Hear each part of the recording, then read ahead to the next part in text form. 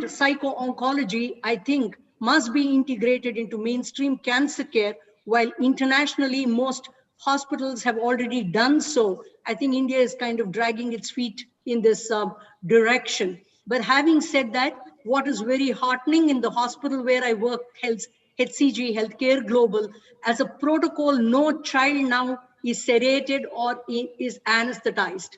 All children must go through psycho-oncology service before they're subjected to any kind of treatment. The reason why this integration is important is because the life we save must be worth living. I think that's very, very important to note. So therefore, I think I've proved my point that psycho-oncology adds life to years, and not just, adding years to life alone is not important. Thank you so much. Thank you so much, madam. Just one question before the chairpersons conclude your session. There are many of us who are trained in psychology as well as pediatrics in Nagpur. So I just wanted to know, where can we get such kind of training? Well, I had a center called Center of Psycho-Oncology for Education and Research. Incidentally, this is the country's first center, primarily because there were not many centers in the country that trained, there were virtually no center in the country that trained people in psycho-oncology, because much of my training happened under Dr. Jimmy Holland and Sloan Kettering.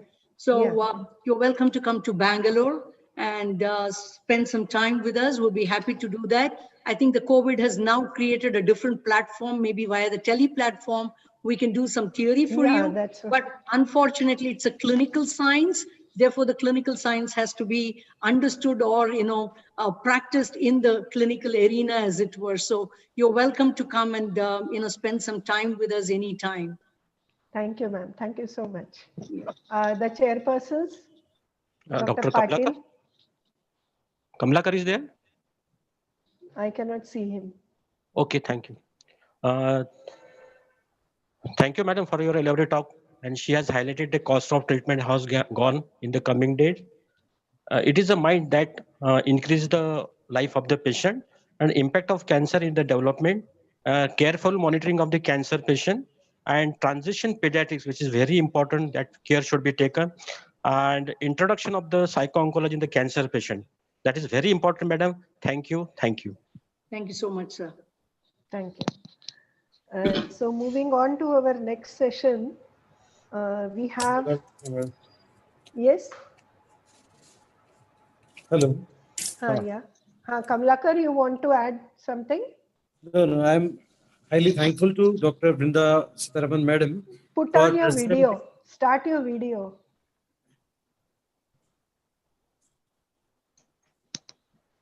Yes.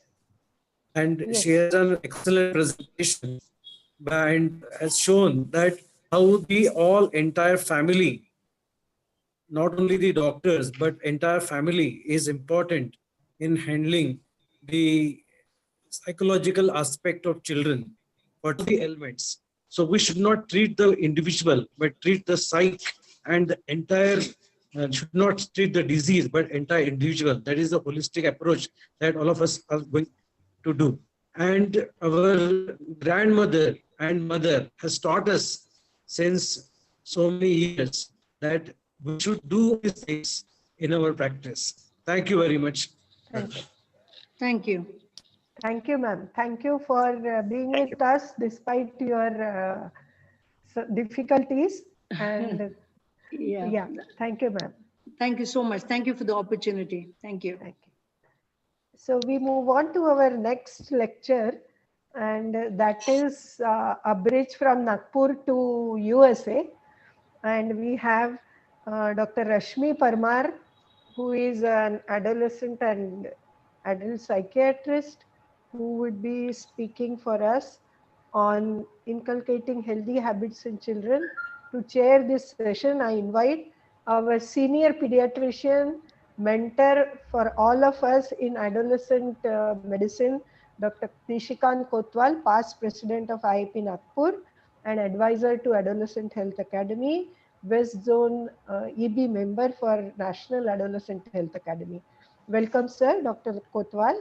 We also have Dr. Satish Agrawal, senior pediatrician from Amravati, a person who is well known for his work in various social causes, especially his TV discussions and digital platform that he uses to spread awareness in the community about various issues in children and parenting. Dr. Satish Agrawal, welcome you, sir.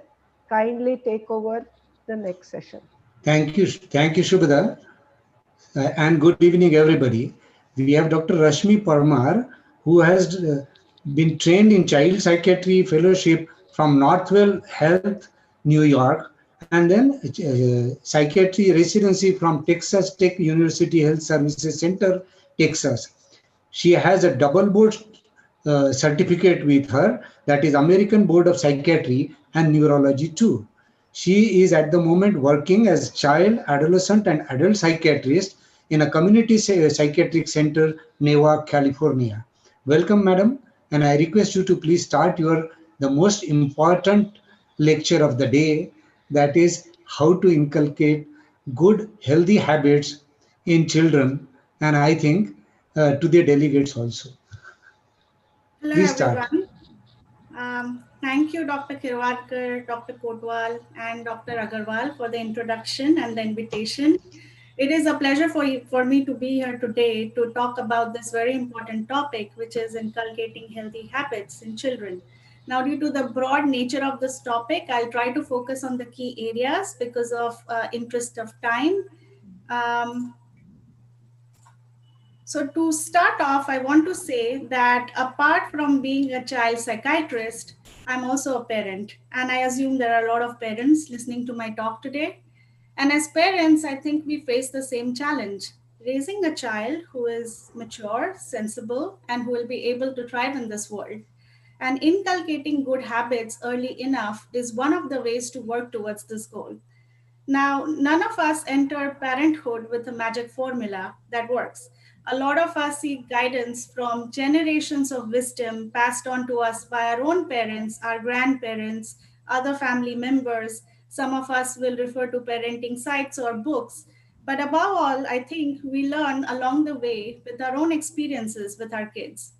And from having trained and worked as a child psychiatrist over the past 8 years, I truly feel privileged sometimes to be able to make a difference in the life of a child and to connect with their families. And regardless of the presenting problem, I find that major part of my everyday practice gravitates towards talking to parents about habit building and lifestyle changes. And I wish to share some of these insights today with you. So to begin with, let's focus on some parenting qualities that I think are a must to make sure a child will be receptive towards you. First thing it involves is developing trust between a child and a parent. Children must feel that parents trust them and believe that they are capable enough. Over time, it will translate into strong self-esteem, confidence. So how will you build trust? Offer them opportunities to exercise their choices or make decisions.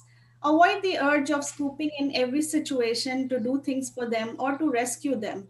Teach them to find their own way and be responsible. Doesn't necessarily mean that they should not be monitored.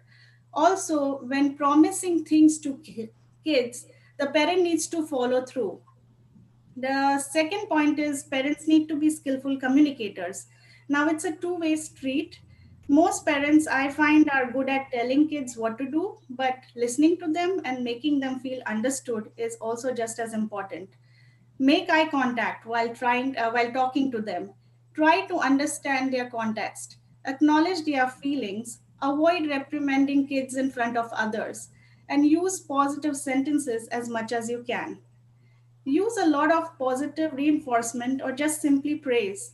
Focus on what the child is doing right rather than wrong. Provide plenty of praise. Learn to identify moments every day, especially when a child does something well without being told. This will increase the likelihood of repetition of good behaviors. And then, last but not the least, a parent needs to be a good role model.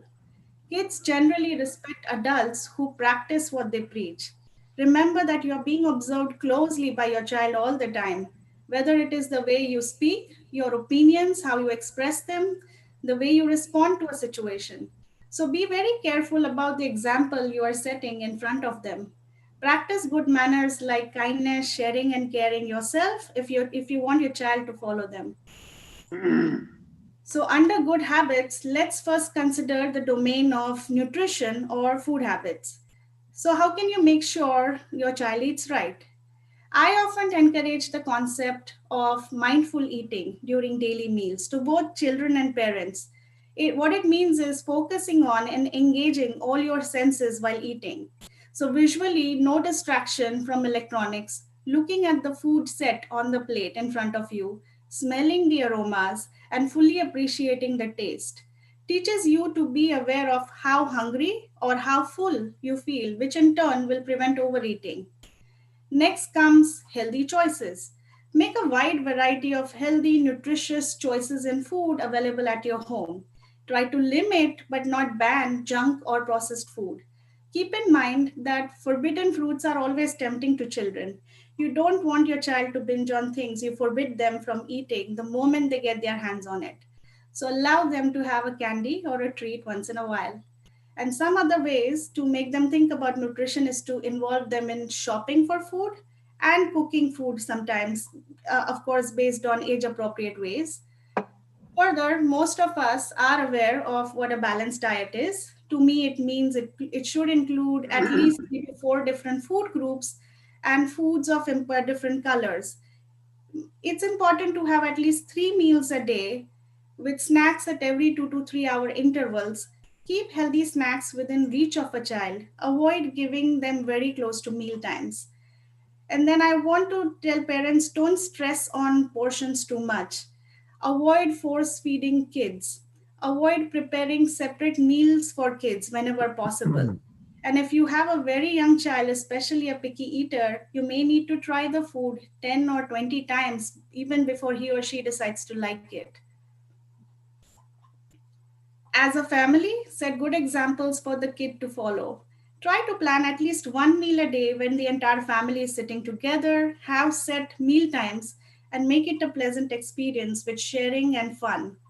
Encourage kids to drink enough water during the day. Avoid sugary or caffeinated drinks. And then avoid using food as a reward, whether a child has achieved something good or having a bad day. Now, why is it so bad? Because research shows that kids of such parents consume more total calories, carbs, and fats on a daily basis. They will learn to reach out for sugar or comfort food, especially when upset. We should not be teaching them to replace feelings with food. Instead, we need to help them to identify and cope with those feelings in alternative ways. Next, we come to sleep, which is a very powerful restorative process that our body needs to function well. Now, good sleep is equal to good physical and emotional development. So, how do we get children to sleep better? First thing to focus on is sticking to a bedtime routine with relatively consistent sleep and wake times. Keep daytime naps short and no later than early afternoons if possible. Turn off all electronics at least 30 to 60 minutes before bedtime. Don't allow the child to watch TV in bed if possible. Have a winding down plan for the hour or two before bedtime to help kids calm down from all the stimulation they've had during the day. Encourage a relaxing activity like maybe reading a book quietly or taking a warm shower, practicing a relaxation exercise, maybe. Avoiding caffeine is also important, especially after evening hours. Keep in mind, it can be present in things like chocolate and some non aerated drinks, which most parents don't suspect. Creating the right environment is important, dimming the lights. Bright lights can actually suppress melatonin production in the brain. It is okay to have a night light if the child is afraid of the dark. Try to keep the temperature as cool as you can. Keep the sleep area clutter free. And then move the clock to a spot where the child can see it, especially if the child keeps on checking the time to avoid any unnecessary anxiety. And make sure above all that a child gets adequate amount of sleep to feel rested and energetic the next day. Next, let's consider exercise. Now, starting early with this mindset matters a lot because it then gets ingrained in the child's system and it sets a foundation of lifetime of fitness and good health. Involve as many members of the family as you can to make it fun. It need not be boring. And the benefits of exercise, as we know, are numerous. To name a few: improved energy level, muscle strength, stamina, less stress, reduced incidences of anxiety, depression, better sleep, improved self esteem, confidence level, improved cognitive functioning, better attention span, and overall better academic performance. We need to get creative when it comes to incorporating exercise in a child's daily routine. Now, they'll get some of it with activities done at school and maybe if they play regularly with their friends outside. But the idea is a parent can also encourage it at home and it can be made fun. What they need to do is tap into the interest of the child. So if the kid likes to dance, turn on the music and dance it off, or have them join a Zumba class. Or if the child likes nature, you can take them for a hike, take them walking to explore places or to run chores. Biking is another good option, also practicing yoga. You will need lots of encouragement and praise along the way. I also tell parents, try not to compare your child with other kids. It has a negative effect. Also, if a child has been inactive for a long time, starting gradually will help. Moving on to the idea of a structure or a routine. Now, why do kids need a routine? Because it gives them a sense of security in their very busy day to day lives.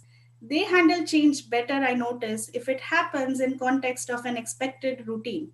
Now, this has been all the more important now that we are in the current COVID-19 pandemic era, where kids have transitioned to online schooling and they have to better organize their time at home. It will help them understand time and time management. Clear rules will help reduce anxiety because the child knows what to expect and therefore can help run things smoothly. Now, kids love being in charge of themselves. It increases the sense of mastery and competence in a child. I find such kids are less oppositional at home, less rebellious. It eliminates a lot of power struggles at home. So, when possible, parents need to prepare a schedule, agree on common rules, and post it at a place where everyone can access it. So, what should it incorporate? It needs to account for time for personal hygiene activities like brushing teeth, taking a bath daily, getting ready for school, keeping their own things clean and organized. Of course, we talked about set meal times. Also, make sure to set up a fixed time every day for schoolwork and then homework later. And I also encourage parents to include chores and routine. I think teaching kids basic life skills early on is a very good idea. It helps kids to learn responsibility and time management as well as work play balance. Make sure that you pick an age appropriate task to increase the likelihood of success. And then some time needs to be carved out for kids to relax, play, just connect with friends, do what they like. Some of it needs to be one-on-one time with to connect as a family. Next, we come to the very hot topic of screen time. Now, a lot of parents today will agree with me when I say that parenting is a lot harder than it used to be 20 years ago. A major reason being that we live in the digital age. It is not realistic to say that kids should have zero screen time. Most kids need the internet to research things for school, and more so after the transition to online classes with the pandemic. A lot of the websites, shows, and games can be actually fun and educational, but there can also be real risks and dangers for a child who is unsupervised. What are the risks? Exposure to inappropriate content like violence, hate, pornography. Video games nowadays involve killing people or animals, foul language, criminal behaviors. Studies of such kids exposed to violent media have shown that they sometimes become numb to violence, imitate it, and worse yet, can show aggressive behaviors. There can be a real risk of identity theft. Revealing personal or household information to unknown sources on sites or on social media while signing up for services can pose that risk. There have been instances of cyberbullying.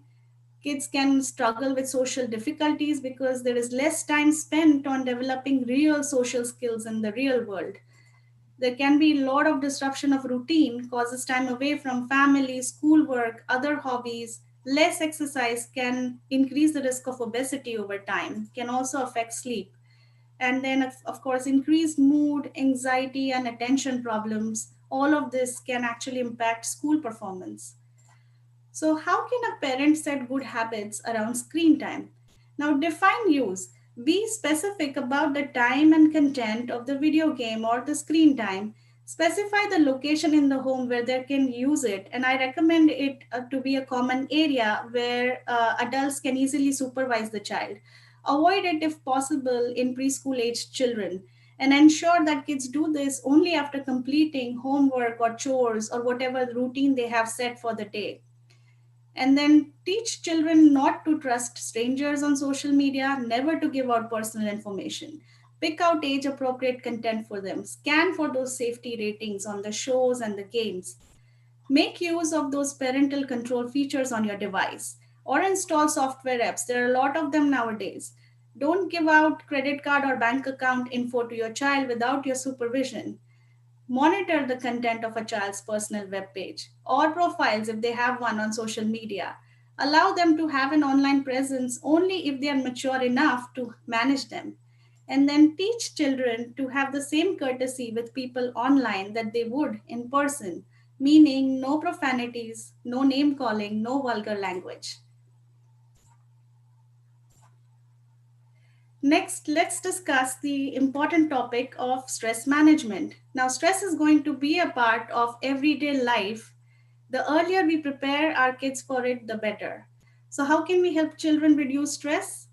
I already spoke about a lot of lifestyle changes by keeping up with nutrition, daily exercise, good sleep, arranging for some relaxation time daily. Encourage kids to develop hobbies in general, especially something like reading books.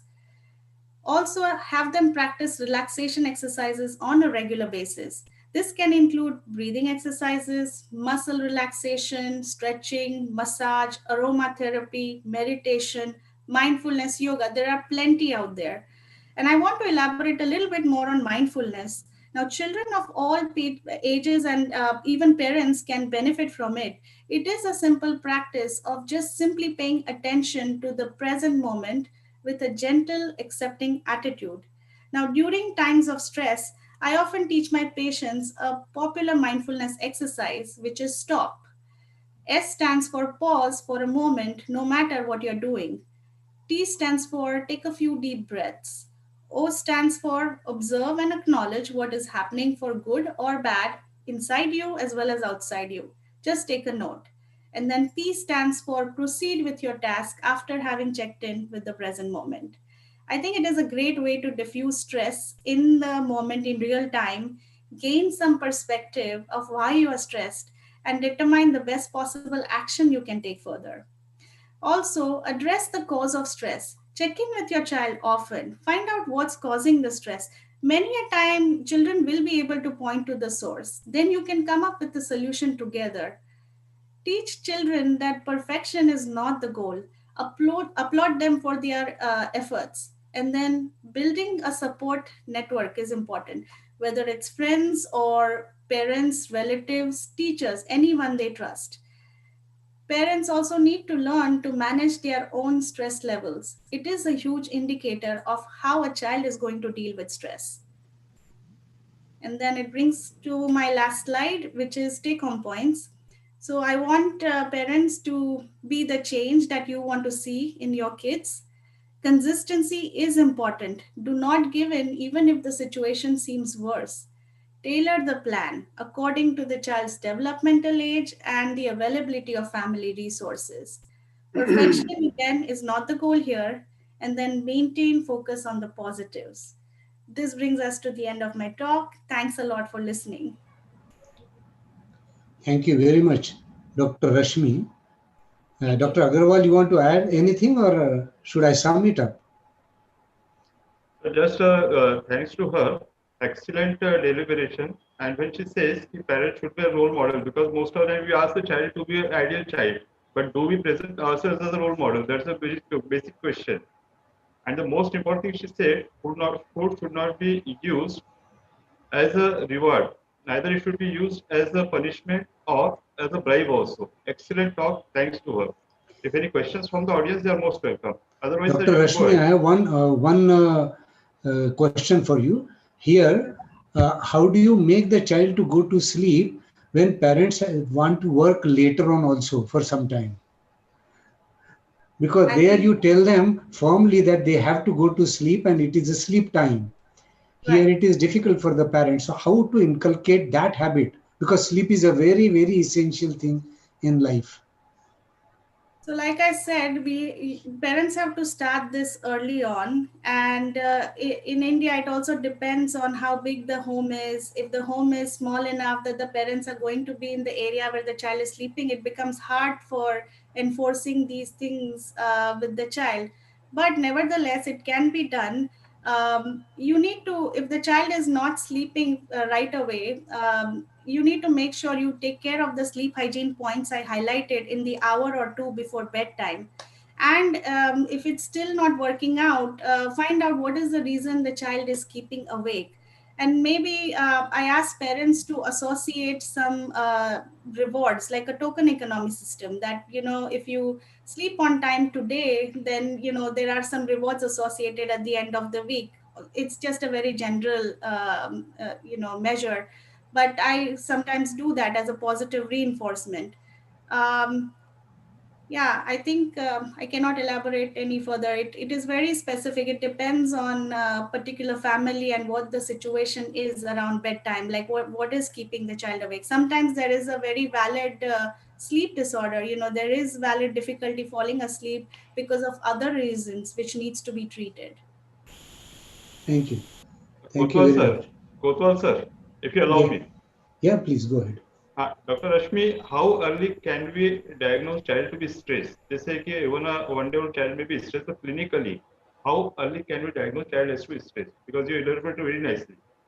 We How should, early can you diagnose stress, is your question, in a yeah, child? yeah, I It is as early as you go. I have had even like 2-year olds and 3-year olds with very complicated living situations, family situations, presenting with signs of stress. They can present with different kinds of anxiety problems, even depression issues. It mainly shows in the day-to-day functioning of the child.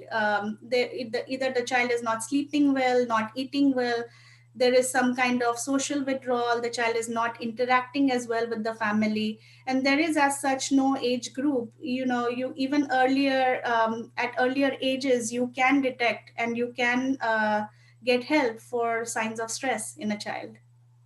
thanks. Thank you. Sir, Thank you very much, Rashmi. It was a very wonderful talk. And Thank thank you. you very much for giving us this time. It must be most difficult time for you. Yes, yes, it is 4 o'clock in the Oh, night, my but it's all God. right. Yeah, I'm happy to be here. I really am. I enjoyed some of the talks while I was waiting for my talk. It was really good. Oh, thank you. she Thank you was very with much. us Thank for you. 2 hours. She was with us for 2 hours, nearly 2 hours. Thank you. Thank Yes. you. Thank you. Thank you so much, Rashmi, and thank you for accommodating our earlier speaker. I Oh, you're knew you were welcome. up and awake since a long, but she really had a family emergency and had to go. So thank you so You're much welcome. for being so kind. Excellent talk, and I'm so happy that we could have you with us today. Thank you. Thank you. Thank you for inviting me. It was a pleasure. So we move on to our next talk, and that is from one of the most inspiring and one of the most kind, I must say, souls that I have come across, Dr. Vibha Krishnamurthy, who runs the Ummid Center in Mumbai. I request Dr. Sanjay Ratnaparkhi and Dr. Swati Wagmare to chair the session. Dr. Sanjay Ratnaparkhi is a senior pediatrician from Yavatmal, a very well-known adolescent pediatrician too, and a person who is doing a lot of work for the community and for social pediatrics. I also welcome Dr. Swati Wagmare, currently President of Adolescent Health Academy, Nagpur, a senior pediatrician, consultant pediatrician, and an adolescent specialist. Herself had training in psychology. So I request both of you to chair the session. Is Vibha here? Yes, Dr. Shweta, Yes. I'm here. Yes, Dr. Ratnaparthi. Thank you, Shubhada. Yes. Yes, thank you. Thank you very much for those kind words. I request for my colleague to start and then I will end. Yes. Am I audible? Yes, yes. Yes, Dr. Yavalkar. Hello.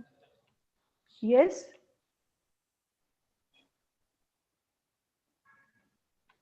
Is Swati Wagmare there? Hello?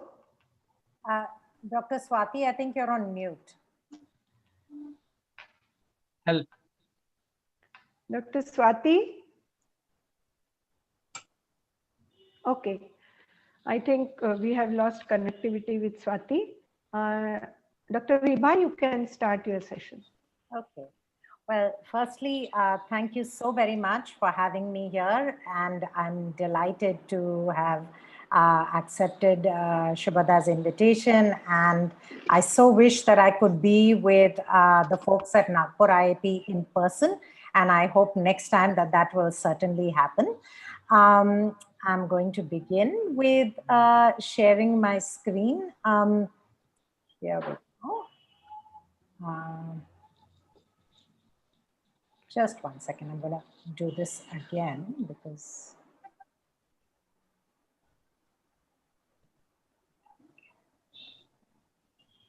Okay, so this is my topic, which is raising a happy family. And to tell you all about raising a happy family in 20 minutes seems like a fairly impossible task. So I hope that I'll do some justice to Shubhada's faith in me by giving you some thoughts that I have from my 30 years of practice. I began this talk with this photograph of a family who is very dear to me. And you can see that they actually have, they're holding posters for World Autism Awareness Day, which means actually that they're very involved in the autism cause. One of their children has autism, and they are one of the most happy, engaging families I know who live life to the fullest. By the way, this mother also used to work at Omeed, and has just written a book about raising a happy family with autism in the family. So, which brings me to the next point, which is the first thing you need to know is there is no such thing as a perfect child or perfect parent or perfect family. And it sounds so obvious to say this. Of course, there is no such thing as a perfect child, parent, or family. But sometimes we forget this. In our quest for that perfect report card or that perfect mother who balances work and home, for that perfect grandparent who doesn't interfere, but at the same time is supportive. And one of my dear friends, Dr. Mahesh Balsekar, who's also a pediatrician, once told me, you know, Vibha, if you meet a perfect family, it only means one thing, which is that you don't know them well enough. Right? Because everybody has got something or the other that they're working on. So let's begin with this fundamental premise, and that if you're a parent and you're listening to this talk, you're one step ahead of everybody else, because at least you're trying much harder than a lot of other people, probably. So the first thing that I like to think about when you're looking for happiness in your family is think of the end point. When you're having those daily struggles about my child isn't going to sleep on time, he's using too much tech, and my husband isn't involved enough, or my wife doesn't pay enough attention. When you're thinking about all those things, I'd like us to think about the ending first. What do you want for your child? You want your child to be happy, sensitive, successful, smart, somebody who makes good decisions. What do you really want for your child? And when I ask families what are their hopes and dreams for their child, they are remarkably similar, whether it's the parent of a child with cerebral palsy, or it's a parent of a child who's topping the class, whether it's a parent of a child who's not doing so well.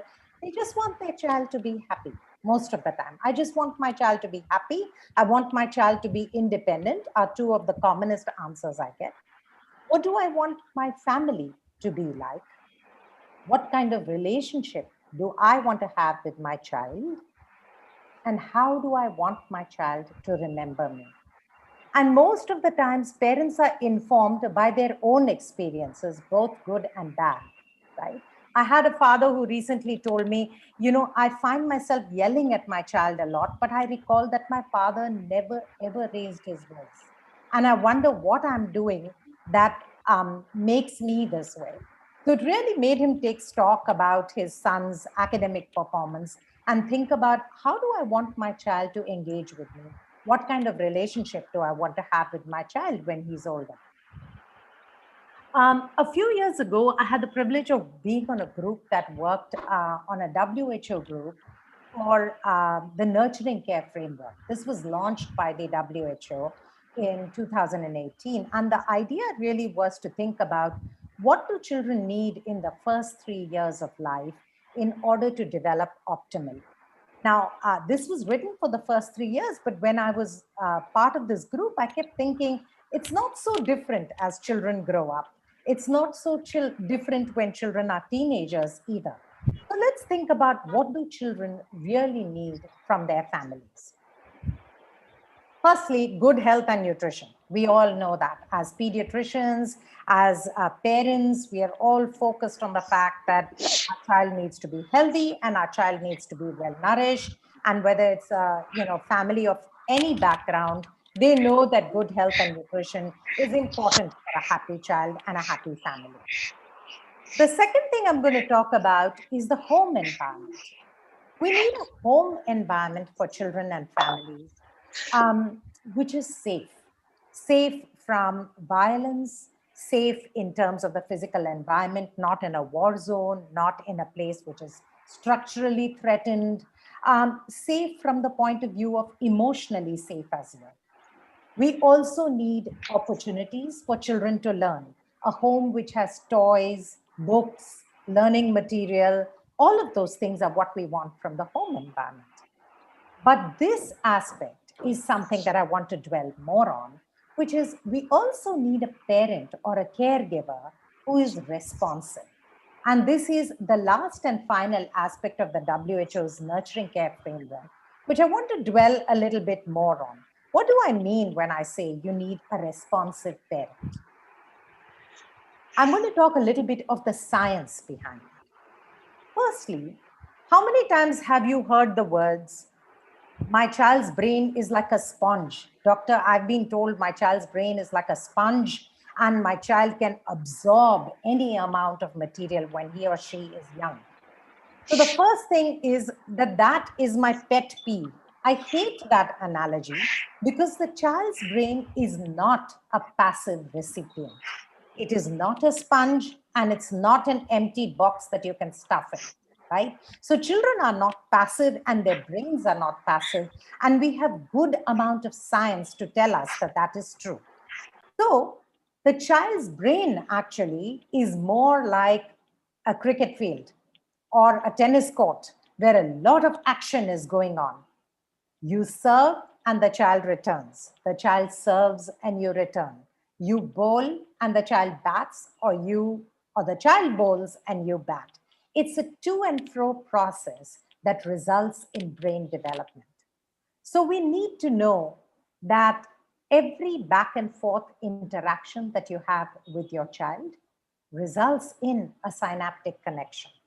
And there are millions of them that form within the first few hours of life, right?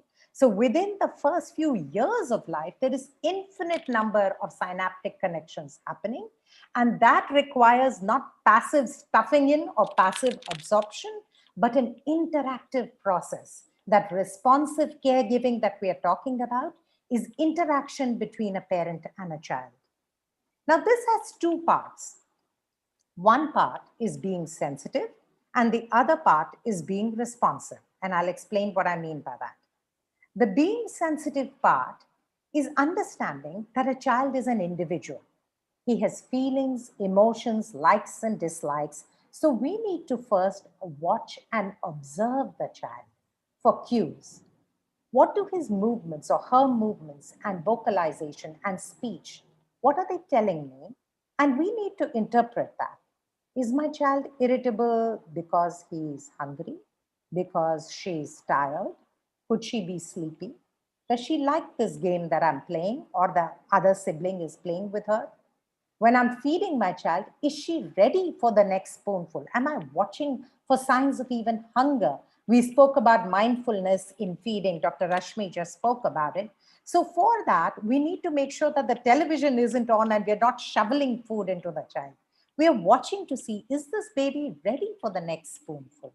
So we are watching and observing the child for cues to see what is. So for example, right now, I am singularly deprived of cues. For example, usually if my audience is yawning by this time or is looking bored, I'm usually telling a joke or telling them to stand up and stretch, right? I don't have that advantage. But you have that advantage with your child. You can watch your child and observe what are my child's facial expressions, words, movements telling me, and then interpret the cues. Then you respond, and you respond promptly, you respond with warmth, and you respond consistently each time your child gives you the cue that you are looking for. I want to show you what this looks like. So you're going to see a video, and it's a very simple game. It's peekaboo, right? But instead of doing just this, where's baby? There she is. Instead of just doing that, you will watch this mother and see how she observes her baby to see, is my baby ready for more of the game? Is he asking for more? What are his actions? Does he reach out for my dupatta and show me that he's ready for the next stage? Watch this mother and see how she's responsive.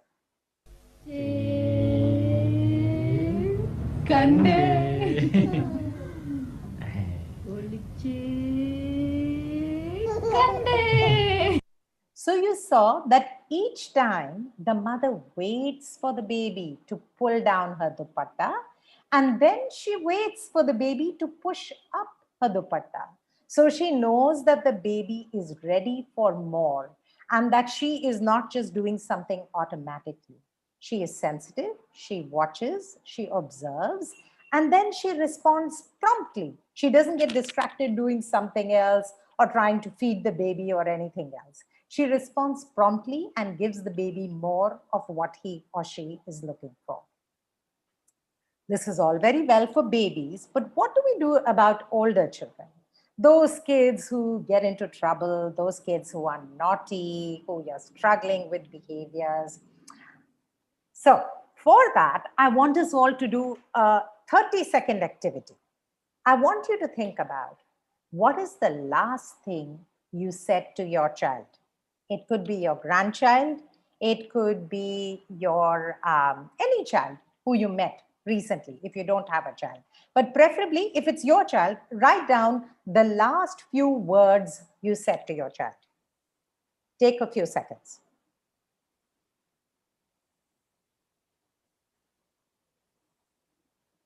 Okay. If we're done, let's talk about communication. We communicate for multiple reasons. We communicate to give instructions. We communicate when we want to request, go get me the book from there, right? We communicate to protest. Stop doing that. Don't jump on the sofa, right? Get off that phone. And lastly, we communicate to share thoughts, feelings, and ideas. When we're talking with our friends and our colleagues, it's very often the last item that we are doing. We do the other three, but it's very often the last. How often do we do that with our children? Which category was yours in? Was it to give an instruction, to request, to protest? Or was it to share a thought, to share an idea or a feeling? Let's give that some consideration, because remember, you want to begin with the end in mind. What should your relationship with your child be like? So when you're being a parent, a responsive parent for an older child, again, you want to watch your child for cues, you want to respond promptly and warmly, but most importantly, you want to listen and you want to acknowledge feelings, including your own as well as the child's. I want to tell you a little bit of a story that illustrates it. This is the story of my friend Evie, who's my classmate from school days. She came to visit me. She lives in Australia now. And her daughter, Sophie. Sophie was 5 years old. At that time, my son was about 13. And what happened was one day my son came running to me, and in front of Evie, he said, Auntie, look what Sophie has done. I had done my homework and she has scribbled all over my homework. She has made these drawings all over my homework. This was my science homework and now it's all ruined. So what I expected was that Evie would call Sophie and she would scold her and say, I can't believe you ruined poor Kabir's homework. He worked so hard on it. Now it's ruined. I'm so ashamed of you. Is this the way guests behave? Now go and say sorry to him. Right? This is typical what would happen in an Indian family. You would feel ashamed that you're a guest in somebody's house, that child's homework has been destroyed. But instead, here's what Evie said. She called Sophie and she showed her the drawing and she said, I wonder if you made this drawing. To which Sophie said, no, I didn't make it. Then Evie said, because it's so beautiful, such a lovely drawing. And Sophie said, did you like it? Because she was then thinking, okay, I'm not going to be scolded. She's asking me who made this beautiful drawing. So she said, did you like it? And then Evie said, I see that you made a beautiful drawing, but I can't see it very well because it's on Kabir's homework page. Do you think next time you could ask me or Auntie for a fresh paper? That way we can see your lovely drawing better and Kabir's homework won't be ruined. Sophie said, okay, can I do another one now? Will you give me some paper? Right? So what happened here? What happened was Evie kept the end in mind. She did not want Sophie to feel like she is a bad person. She did not want her to learn that if you do some drawing on a page where there's writing, it's a bad thing to do, that you must never draw. What she did want her to do is not draw on somebody else's homework. So she wanted her to draw on a clean piece of paper. And she wanted her to know who she needs to ask, right? So she kept the end in mind and her interaction was based on that. So I think what we can do as responsive parents is really think about how are we responding to our children, not responding immediately, but think about what is the end goal of what our interaction is. So the last thing I want to leave you with is the mobile, not the mobile that you talk on, but this toy which is called a mobile. All of you have seen this. It hangs above the child's crib, right? And what you'll see here is if you pull one of these things, everything else goes out of alignment. And so it is for the family. When the grandmother is sick, we had Dr. Sitaram from the hospital talking about psycho-oncology. When one person in the family is sick, the entire family goes out of sync. If there is a parent with a mental health issue, the entire family is affected. Keeping this in mind, I want to talk a little bit about parental mental health and how important it is for parents to take care of their own mental health in order to care for their children. So the link below is from the Nurturing Care website, where there are a bunch of videos on parental mental health that Umeed has created that are freely downloadable. And I want to share one such video with you about COVID times and how parents cannot care for their children or raise happy families if they don't take care of themselves. Take a look at this.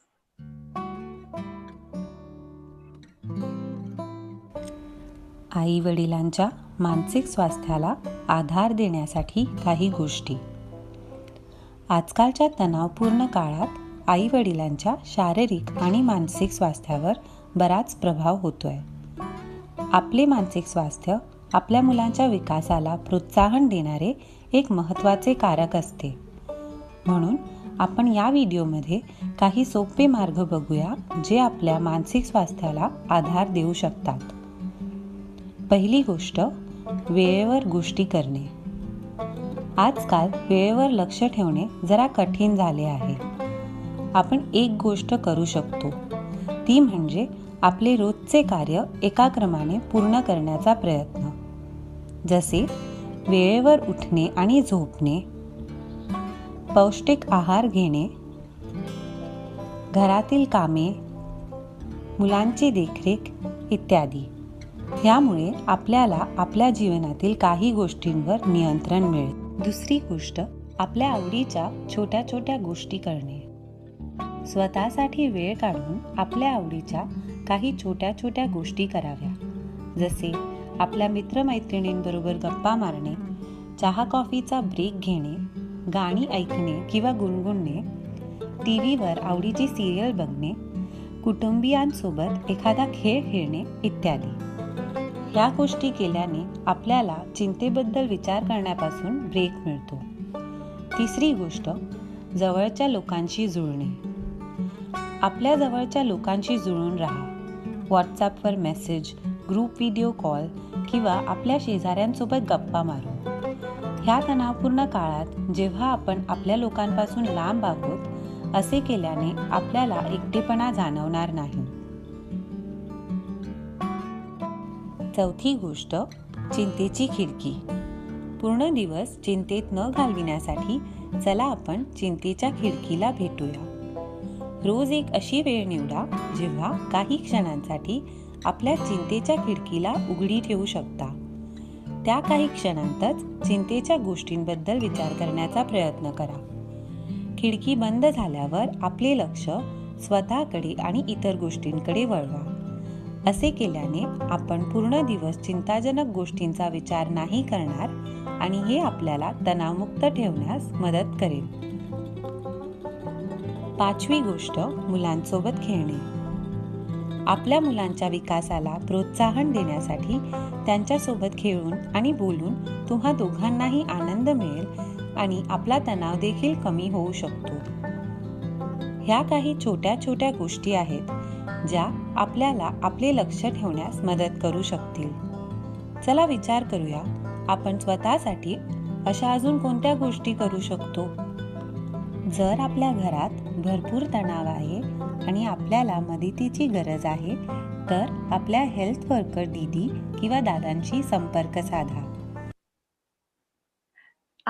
So this was an example of how we can use very simple daily living opportunities, simple things to care for yourself, and telling parents it's important for them to take care of their own mental health before they care for their children. You can download this in any language you want from this website. It's freely available. And the last thing I'm going to say to pediatricians is that there is a key message that we want families to get at every contact point. You want to tell families that you can make a difference to how your child's brain develops by providing all the 5 points that we spoke about in the WHO Nurturing Care Framework: providing good nutrition and caring for health, providing an environment that is safe and secure, a stimulating learning environment, making books, toys, etc. available, but most importantly, being a responsive parent at every age, observing, listening, and responding to your child. And lastly, the fact that to care for your child, you first need to care for yourself. Thank you.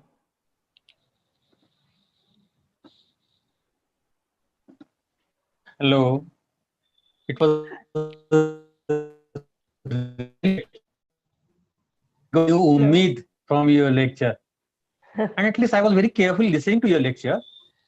And what I saw, I got a new meaning of family. Family is having father, mother, and there is something new, that is Imli in that. And imli is just like this. If you just be distant from the imli, you will not taste it. If you squeeze it, it is very, very irritant. But if you just chew it very nicely, it is tasty. And that taste we got from your words. It was really, really very enchanting. Thank you, Viva. And thank you, Shubhda, for this arranging such a beautiful conference with such a beautiful speakers, and applaud to you all. Thank you very much. Thank you, Dr. Ratna Parki. And thank you, Vibha Madam, for being with us today. It was such a nice talk, so insightful. I would request Swati to say a few words. We could not hear her last time. Swati, are you there? Dr. Swati, unmute yourself. Swati, unmute. Yes. Yes, we would like to hear from you. We had lost your connectivity last time.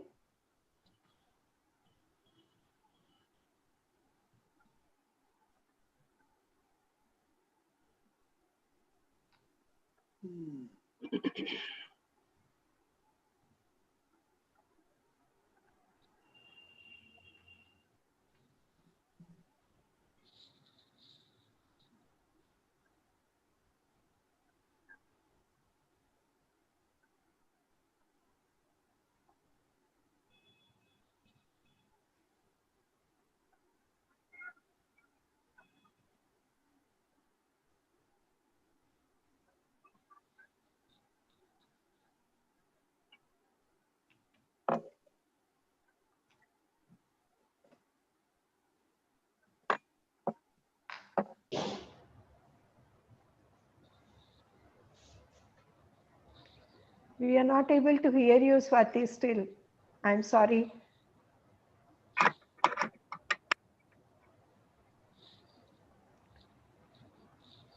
Okay, Swati, we are not able to hear you. Huh? It's fine. Thank you, Dr. Vibha.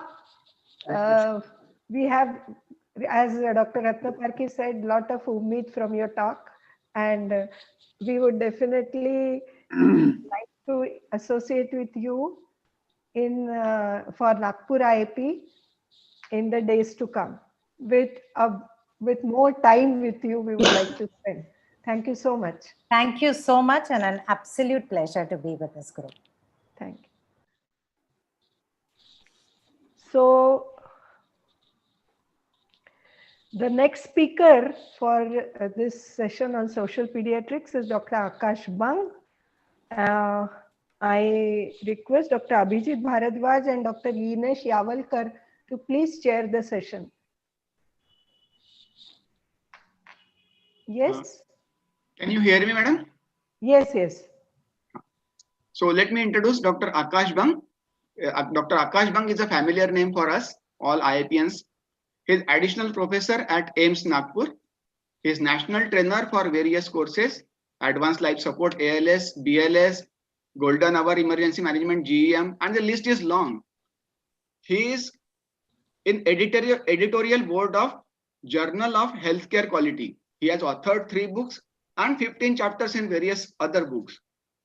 He is recipient of 2018 India Gyani Fund Award by AAP, and he is a 5 times winner of IIP NNF NRP Championship Award. He has many more awards. He is such a magnificent personality. Dr. Akash, I request you to start your presentation. Thank you so much. Yeah, thank you so much, Dr. Linesh. Am I audible? Yes. Yeah, yes. And slides are also visible, right? Yes. Yeah, okay. So good evening, everyone, seniors, colleagues, and dear parents. First of all, I would like to congratulate the organizers for organizing such a wonderful online conference. And also thank you for giving me an opportunity to talk on this very important topic. This topic has briefly been covered by Dr. Rashmi, but I'm sure all of you will agree that it's important enough to warrant a separate lecture on its own. Half of my work would be done if people agree and understand that it's a big problem and want to wean from the screen. So wanting to change would be half my work done. What I've done is I have divided my talk into three headings, three parts, and in each part I would like to answer one of these questions based on scientific evidence-based approach. So the first question is, does the problem even exist? And I think that anyone who can even dare to ask this question would be probably having an ostrich attitude. The problem is very much here, staring us in our eyes and face.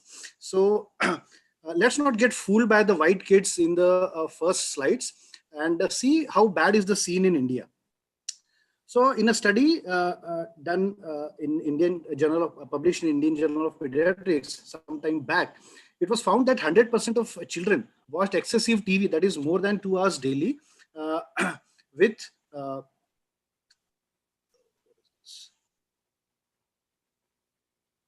sorry.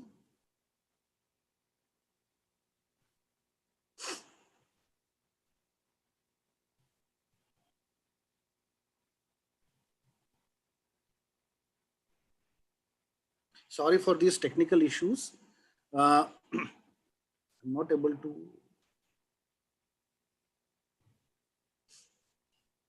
Just 1 minute. Yeah, not able to take that thing away. Okay. So majority of them were viewing unsupervised and low quality content. And there were minimal parental restrictions and no active discussion regarding contents. Most parents were even unaware of unhealthy viewing, what is unhealthy viewing, and the associated deleterious effects. There was another study from AIIMS Delhi which looked at 550 adolescents, and you would be surprised to know that 98% of them used screen-based media. TV formed the maximum used media. Mind you, this is a study before the COVID lockdown and COVID times. And mean screen time for these kids was 3.8 hours a day, out of which TV was 2.8 hours. If you think of mean, that also means that you should know that the range would be somewhere from starting from, so there would be a maximum of around 2 times standard deviation, so going up to 7 hours a day. 68% had screen time more than the recommended 2 hours, and a significant association was observed between screen time and watching TV while eating, which we know. Smartphone has made things worse. It has brought the screen of TV, which was in drawing room, it has brought the screen in our hands, and in a way we have been addict and prisoner to smartphone addiction. COVID crisis has made things even worse. TV was always at the top, but all screen viewing, including phones, laptops, tablets, everything has increased in lockdown. Additionally, there is online teaching which is going on, which is not in parents' control. You would be surprised to know that in a survey done in June 2020, which is not even hardly 2 months into lockdown, screen time for 5 to 15 years children had increased by 100% since the first lockdown. 84% parents were worried about the increase, and 54% parents stated that their kids were spending more than 5 additional hours on an average daily basis in front of the screen. So the problem is definitely there. Now, the next thing is, so what? So many of the pediatricians would relate when I say this, that the parents that we meet fall into 2 categories. The first category would be in total denial. They would be going on a tangent, saying, what is the big deal? Time change हो रहा है, time के हिसाब से हमको बदलना चाहिए. So it's okay. What is there if my child looks into screen or has a lot of screen time? The second category of parents would be parents who know that this is wrong, this is harmful, but justify it with various kinds of arguments or various kinds of justification. Like, we allow our daughter to see only educational videos. Okay, so nature related videos or educational videos, what is wrong in that? We make our son compensate the screen time with a lot of exercises. What is wrong in that then? Now, this one is my favorite. Our genes are strong. We are a family of athletes. We have not had any cardiovascular disease, any history of heart attack in our family. So what? If he does watch some TV or some smartphone, what is the problem? Let us try to answer these questions one by one. Let us break this myth. What is the big deal if a child has screen time? So lots of studies are there. We don't need to, I have tried to see only quote here, only one representative study stating each of the harmful effects, but there are lots and lots of studies on PubMed. So there have been studies which show that screen time has negative impact on play, hobbies, sleep hygiene, and eating habits. Another study from Chennai showed that TV watching, playing video games, computer usage, all this was associated with poor oral hygiene. Another NIH study about screen time showed that more than 2 hours a day screen viewing had association with lower score on language and thinking tests, and more than 7 hours a day had actually shown thinning of cerebral cortex, the areas which was involved in critical thinking and reasoning. There was thinning of cerebral cortex. So this is not some joke that we are discussing here. Another question is, what if a child does exercise? Can exercise time compensate for screen time? So here is another study from American Academy of Pediatrics, which showed that both TV viewing and computer use were related to higher psychological difficulty scores, and this was regardless of physical activity. So that means that the damage done by screen time is done. Exercise cannot compensate for that particular screen viewing time and the harmful effects of it. Another common argument is some TV is good, educational videos are okay, isn't it fine? Now look at this meta-analysis of 14 cross-sectional studies, huge sample size of 1 lakh children. This showed that there is a linear dose-response relationship between TV watching and childhood obesity, and it was a very significant association. The risk increased by 13% for each 1 hour per day increment in TV watching. TV more than 2 hours a day leads to poor sleep quality in this study. Another cohort study of 13,000 Japanese showed watching less TV was associated with longer life expectancy, free of cardiovascular heart diseases, stroke, and heart failure. So the issue is, so what is the verdict on content? So the issue is that content is important, but it is just one part of the problem. The actual screen time is equally important. So you cannot argue that my child only looks at or sees educational videos. Isn't that okay? Total screen time and the binge watching is equally important and a very major concern. And especially in lockdown, the TV channels are rerunning popular serials of yesteryears. Web platforms and OTTs are providing a staple diet of web series for binge watching. In all this context, the total screen time becomes a very, very relevant and a very major problem. There are many more harms of screen time. Let's just have a brief look at some of them. Computer vision syndrome. We see a lot of patients nowadays, not only children, but also adults who are working from home and hence have to spend a lot of time in front of screen, having computer vision syndrome. Computer vision syndrome basically has 3 components: eye strain, which leads to pain, headache, fatigue, etc. Blurring of vision, which comes from accommodative difficulty or focusing difficulty, and dryness and watering of eyes, and sand in eyes or grittiness in eyes or foreign body sensation. Irrespective of this, independent of this, the LED screens of laptops and phones, they can damage light sensitive retina of kids. So it definitely affect the ocular part of the body. All of us know that sleep is very important and rhythmic sleep is needed for enough rest and rejuvenation. How do we sleep? So sleep comes from a hormone called as melatonin, which is secreted by the pineal body when we are exposed to, or mammals are exposed to, darkness. So darkness is needed for melatonin and rhythmic sleep. And what happens to screen is, all of us know this, even after night hours or after dinner, people, children, adults, they keep looking at screen, either laptop or TV or mobile phones. A lot of that light generated from these computer gadgets or electronic gadgets leads to suppression of melatonin, and hence the sleep quality is very much disturbed. It is a disturbed sleep, and that leads to fatigue, irritability, and all other problems. Neurodevelopmental outcomes. In young age, the brain is developing, and many times we see that nowadays mobile is given as a babysitter. So when the child is not eating, or when the parents want to do some work and child is disturbing, they would put a mobile phone or they would put some YouTube videos. They would justify to themselves that we are just putting nursery rhymes and put mobile in front of the kid. Now, the problem with mobile or any screen for that matter is that the visuals are quickly changing. It is, all of us know that any movie requires 16 frames per second, more than 16 frames per second. So the visuals are changing so fast that the young brain, the developing brain, has to overwork to cope up with them, and that may affect the ability to focus in long run, concentrate, to lend attention to others, to sense other people's attitudes and communicate with them. So parents should jump to screen time to give their kids an educational age in double inverted comma may actually be doing more harm than good. Addiction and relationship problems are really an emerging gamut of problems. Compulsive behavior is a part of addiction when the child or the adult just wants to keep looking at the mobile or TV for any reason, especially mobile. So you can see here, people don't want to spend time with each other. Even when they are hugging, they are looking at their phones.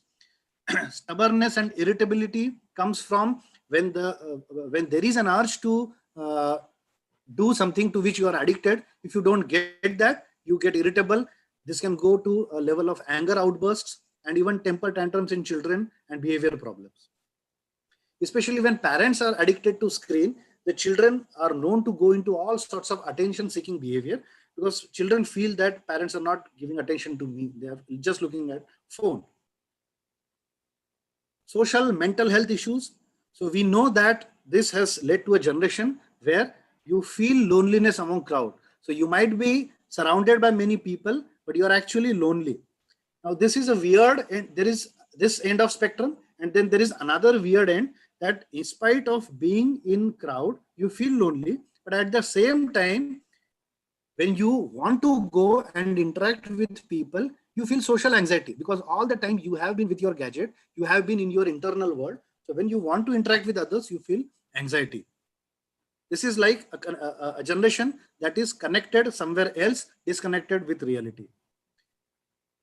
Validation dependent happiness. So my happiness depends on how many likes I have got, how many comments I have got, how many people have seen or friend requested me. This leads to perpetuation of depression. So all I see on Facebook and social media is everyone is happy. So everyone is posting happy pictures, happy news. So people start feeling, the people who have slightly depressive tendency or reason to go into depression, they would start feeling more and more depressed. The whole world is happy, only I am depressed. That leads to worsening self-esteem. Now, all this, whatever I told till now, is just related to screen time, just increase screen time, irrespective of content. When you look at content, then as already discussed by Dr. Vibha, there is a lot of content-related issues, content-related violence or sexually inappropriate behavior, which stems from the content that children see. Another thing is, in all this electronic media, you are served, you are spoon-fed with a lot of passive entertainment. So you just sit back and enjoy what is being served to you passively. Slowly, this leads to lack of creativity or degeneration of creativity. Some more harms for you. Orthopedic problems have increased because of repetitive stress injury and neck pains. This is a very nice poster that one of our physiotherapists had made. Normally, our head weighs 5 kilos, but if you have neck flexion of even 15 degrees, that leads to, those who would know, relate with the vector analysis, they would realize that this leads to increase in the weight. So the same neck now has to sustain a weight of 15 kilos if you are 15-degree neck flexed. If the neck flexion is up to 40 to 60 degrees, the same 5 kilo actually sustains a weight of 25 to 30 kilo on the neck. So this leads to all types of neck pains. Wrist pain because of laptop. You would realize that when we are using phone, our elbows are all the time flexed. So that leads to something called as repetitive stress injury of flexed elbow.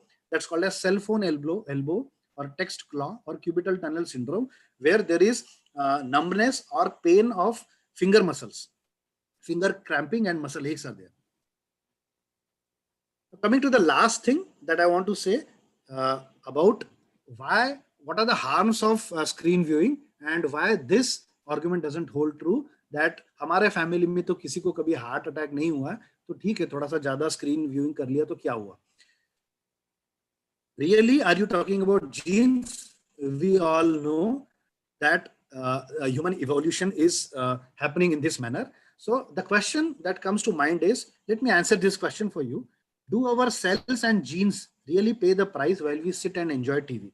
So some researchers in China, Southwest China, they did a study where they measured telomere length, and telomere length shortening, for your information, is a potential indicator of cellular aging. So when cell ages, telomere length keeps on shortening, and it is known to be a predictor of various age-related diseases such as diabetes, cancer, cardiovascular diseases, and even mortality. Specific mechanism of why telomere length shortens, we don't know, but it is postulated that oxidative stress is responsible for this. And when they saw, I will just skip this, what they saw was basically adults who spent more time on TV watching had a shorter telomere length, even if everything else is constant. So adjusted for gender, age, smoking, pursuits. So all these are other things which can confound and which can shorten telomere length. ये सब चीजें अगर independently हम confounding के लिए adjust करते हैं, still TV watching itself leads to shorter telomere length.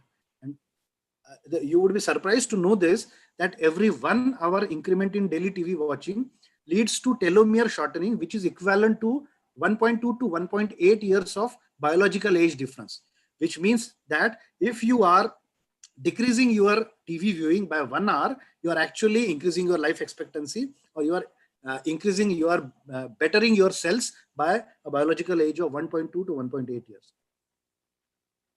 So we have really become a slave of mobile, and we know that a slave needs proactive rebellion. So all of us, we need to do some proactive conscious efforts to break away from this slavery.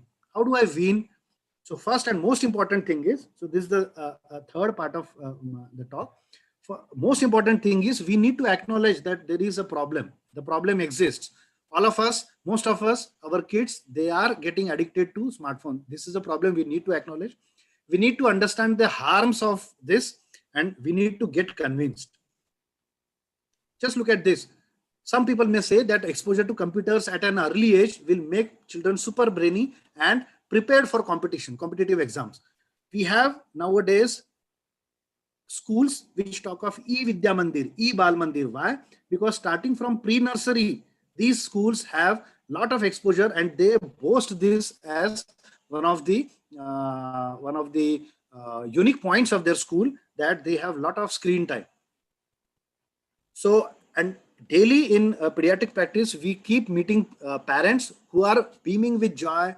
Their hearts are swelling with pride when they say that my son knows everything about phone operations. My daughter is just 3 years, but she knows how to open my picture gallery. My son can use voice command to see whatever nursery rhyme he wants to see on YouTube, and so on. So first of all, we need to get convinced, because we need to reach this stage of wanting to wean from the screen. Then only we will be able to do that. The first and most important thing is be a good role model. This has been already discussed. Children, you can't expect the children to stay off the TV or phones if the adults are glued to it. How much is enough? American Academy of Pediatrics is very clear about this. Below 2 years, 0 screen time. 2 to 5 years, less than 1 hour per day. More than 5 years, less than 2 hours per day. So 2 hours per day is the maximum screen time advocated for any age beyond 5 years. So how do we go about for smartphone de-addiction? This has been briefly discussed earlier, I think, that we need to set screen time limits. We need to create a fixed schedule for kids, and the designated space of the house should be allowed for smartphone. So बच्चे को ये पता रहना चाहिए कि जो screen time है वो इस particular area of house में होता है, इस particular corner में, इस particular table में I am allowed to see screen, and only for a particular pre-decided time limit. From screen time, develop a habit of taking regular short breaks, 3 to 5 minutes of physical movements. Bigger children, more than 5 years, 60 minutes of outdoor physical activity per day is recommended. Remember the 20-20-20 rule. Every 20 minutes, take a 20 seconds break, look 20 feet away, because see, the difference between TV viewing and smartphone or laptop is TV is seen from a distance, whereas smartphone and laptops, these are seen from near. So near vision is continuously activated when you are looking at these screens. So every 20 minutes, look at 20 feet away to break that monotony. Keep blinking eyes, because when you are watching screen, you tend to not blink your eyes for a long time. You are wide-eyed, so you keep looking. So keep blinking eyes. This sometimes may sound difficult to do, but we need to remember this. Smartphone should never be given during meals, never as babysitters. Keep time for non-screen activities in the schedule, and encourage children to engage in their hobbies like painting, sketching, singing, or other creative activities. Give some rewards when they do these activities. Family time together is necessary. We need to show that we need to be role model, and we need to take a proactive step in bringing the family together and getting into some outdoor or indoor games. So 12 commandments of TV watching is generally indicated. This is just last part of my talk. First is related to time management. Limit your daily time for the entire family to maximum 1 to 2 hours. Avoid frequent changing of channels. Surfing is bad. Never watch with meals. Ideally, TV should not be there in the bedroom. Avoid commercials. Teach children how advertisers attempt to manipulate viewers. Then second part is content related. So parents must choose and decide what children should watch. Whenever children are watching TV, be around. Discuss the program soon after viewing. Find out the effects these shows had on the child and correct any faulty impressions. Discuss TV violence. Talk about how TV characters solve their problems and see if you and kids can find some more realistic solutions. ये नहीं होना चाहिए कि कोई भी problem है तो fighting or violence or killing that person is the solution that children take home. Ban programs that you strongly oppose and stick to your stand and explain to children the reasons for your stand. Lastly, providing alternatives. Encourage watching good programs. Explain to children the harmful effects of watching violent programs. Help kids develop a liking for real life outdoor games instead of virtual games like cricket or Ludo. This can be problematic in terms of in times of lockdown, but lockdown is anyway now slowly opening up. We need to go back to outdoor games, but before that, when staying indoors is unavoidable, then encourage hobbies, play family games or team games like card, caroms, etc. We need to understand that playing or play therapy is a very, very important part of a child's social, emotional, and neurological development. Apart from the physical benefits that play actually offers, it also heightens the emotional quotient where the child learns to accept failure gracefully. It increases child's sensitivity to others' feelings and the child learns to step into others' shoes. Team games also help the child to think beyond individual good and understand the concept of collective winning or losing as a team beyond the individual win or lose. Last slide. Those who are serious about their studies or aim to score high cannot afford hobbies. This is a total myth. Why? Because there are enough studies to show that various hobbies, like for example, music training increases or improves cognition and IQ. It causes improvements in maths and reading fluency. Performing arts improves executive attention network, mood, stress management, cognition, etc. Dramatics is known to improve social behavior. So the take home is don't be an ostrich. Increased screen time is a real problem. There are lots of harms that we already saw: physical, orthopedic, eye, cardiovascular, sleep related, development, behavior, emotional, social, genetic, and linear relation irrespective of physical activity, and content related harms. How do I wean myself or my child from the screen? Acknowledge the problem, understand the harmful effects, and get convinced that yes, weaning is needed. Be a role model yourself.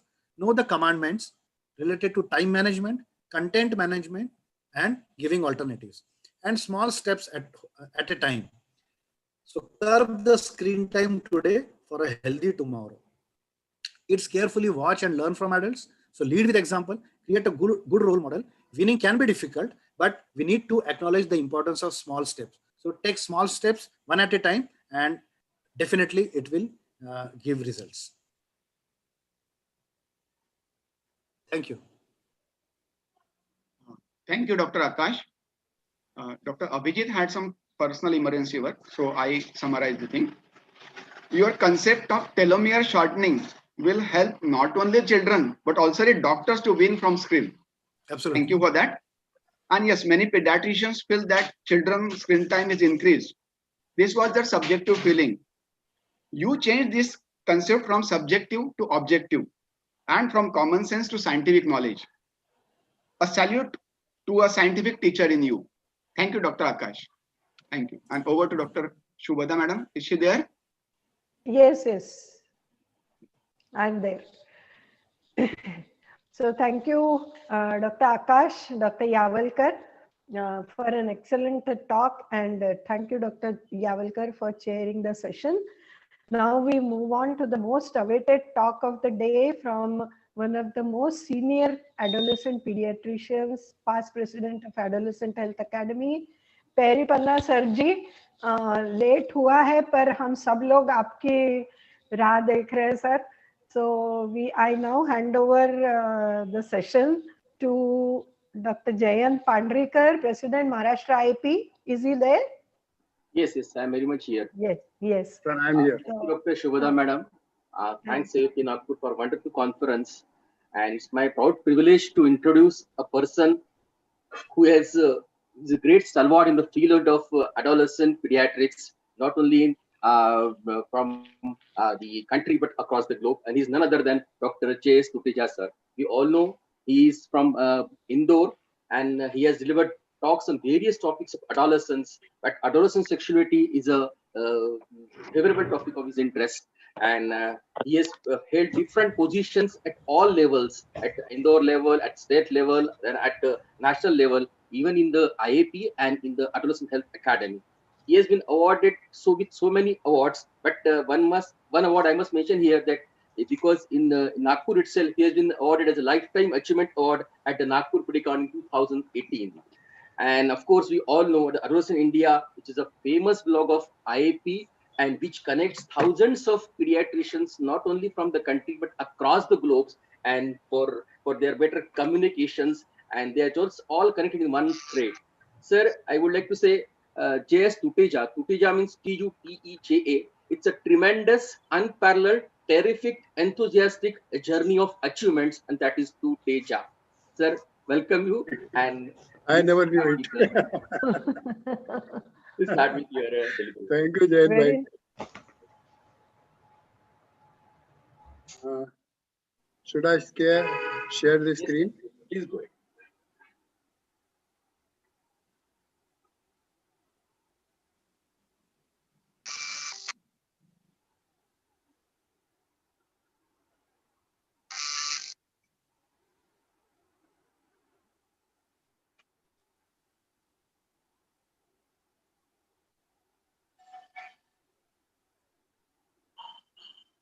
First of all, I am audible? Yes, sir. Am I audible? Yes, sir. Thank you very much, Dr. Shubhda and NAPCON and organizing committee, Dr. Nishikant Kotwalji and the whole team for inviting me for this session.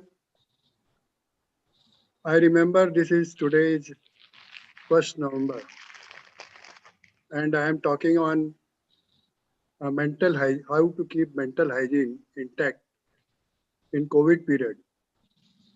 But I may tell you that I also suffered from mental trauma on 1st November 1984, when I was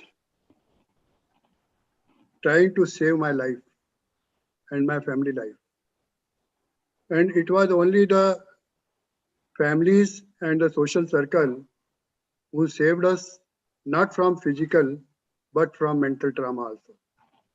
So I can very well understand a child or a family or a person who is involved in the mental trauma, how to keep mental hygiene normal and to live life further is a great achievement. So with this small introduction of my own, which you may probably not be knowing about it, I proceed further. Enriching mental hygiene beyond stigma. When we listen a person, when we are talking to some person, are we hearing or we listening?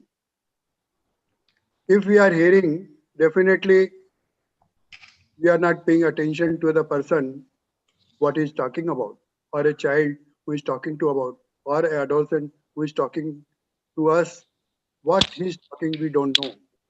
But when listen, definitely if you connect both the ears, it makes an heart. When it makes heart, definitely you are paying attention, it goes to your heart. When it goes to your heart, definitely you are stimulated and you are caring your child or adolescent or a person. All it goes to the brain and release all the happy hormone, dopamine, serotonin, oxytocin, and epinephrine. So when all the hormones are secreted, definitely my famous dialogue, बातें गिरा देती है फांसलों की दीवारें. The whole story ends of human beings only on talk, talk, and talk. That can relieve you as a person or a child or a family in a social status and enrich the mental hygiene because you are listening. And when you are listening with the full heart, with the full attention, with the full hormones, definitely you pay attention and you give a good decision and good advice to your children or adolescent or a family member. So this is very important point of starting. Then 5 T's are very important for mental hygiene. मुझे याद है कि जब मैं school से आता था तो मेरी माँ दरवाजे पे खड़ी होती थी. And she used to give me a good hug, that is touch. Touch देती थी तो मुझसे बात करती थी. बात करती थी मतलब she was devoting time with me. जब वो टाइम मुझे दे रही थी तो मुझे ये मालूम पड़ता था कि माँ को ये मालूम पड़ जाता था कि मेरा बच्चा आज किस स्थिति से स्कूल से आया है. How, what is the status of my child when he is coming from the school? When you convey everything to your mother or a person who is giving you a touch, definitely you talk and you give time for tenderness. So a trust is developed. When trust is developed, definitely a proper communication is developed between a child and a parent. So the mental status, mental hygiene is very well maintained. But when we don't talk to the person, definitely his mental hygiene is disturbed and he is under stress. So better always remember touch, time, talk, tenderness, and trust. One person commits suicide every 40 seconds in the world. Can we stop stigmatizing those with mental illness and a device? Means to a more inclusive and emancipatory world over. Definitely, 1st September 10 is a suicidal day, World Suicidal Prevention Day. How we can save? Every person can save this a child who is in stress or who is in a difficult stage by the society. World Suicidal Day, Prevention Day, we can cut down the figure when we definitely help the people. Present vital scenario. Suicide is an emergent and serious health issue impacting India massively in the contemporary age, and to talk about it associated with the taboo. The WHO has discovered that the suicidal tendency in the age group of 15 over is one of the most vulnerable. The WHO reports that one person in the world commits suicide every 40 seconds, making 80,000 people every year. This implies that the mental health care should be made available even in the remotest corner of the country. And we have only 0.06% of health personnel in our country. And how we are going to prevent it? With so much scarcity of mental health professionals. Mental Health Care 2000 Act 17 has discriminated the attempt to suicide, an attempt to become a sensitive in the mind and feeling of sufferer rather than to penalize him or her despite their vulnerable state. India has the highest suicidal rate in the Southeast Asian region, according to the WHO latest report that was released on September 9, 2019. 16.5 percent suicide per 1 lakh people. Student suicide rate due to failure in exam was highest in 2019. What the Erickson psychology development says. The development of psychological development is from infancy to maturity. But very important age is school age, adolescent age, and young adults, in which there is a lot of suicidal attempts are particularly in the adolescent age at the age of 14 years. Because why it is so? Because the adolescent is a time of the profound brain growth, greatest change in the brain that responsible for the impulse control, decision making, planning, organization, and emotional occur in adolescent. A prefrontal cortex is not developed up till the age of 25. So it is very important for the family, for the society to keep attention, even in the gatekeepers, to keep attention on such children who are under stress to prevent from the greatest loss of 33% of the adolescent dies from the risk-taking behavior in our country. When 100% children are saved by the pediatrician, 33% goes due to roadside accident, suicide, and drug abuse. Pressure or perfection. You know, one student commits suicide every 55 minutes in India. Suicide incidence rate per 1 lakh population for those below the age of 14 is just 0.5%. But why it is more? Because the brain is not developed. So I will tell you in the next slide. 20% of the children in a single class are suffering from the anxiety and depression. Warning signs are isolation from family and friends, self-harm, change in the sleeping and eating habit, drug and alcohol use, engaging in risky behavior, showing less interest in the activities that previously the child was enjoying it. So in last 3 years, 26,000 children in India have committed suicide. It's a very big rate and it is a national loss of our country. Just see here that a less education in a matriculation, suicidal rate is 23.6%. But see here, a child who has gone into professional MBA or the it just is a 0.3% because here the brain development has completed. So he has learned all the life skills and he can prevent himself, he can take the proper decision. But what is here? Because he is unable to take decision and to prevent his life. Suicide in adolescent research shows that the most adolescent suicide occur after school hours. And in the teens home, most adolescent suicide are precipitated by the interpersonal conflict. Why do adolescents deal with increased school pressure as they progress to the higher grade? Possibly first romantic relationship, exploring increased independence and identity, experimenting with the substance use, puberty and hormone fluctuation, and the bullying, which is increasing in the COVID period also.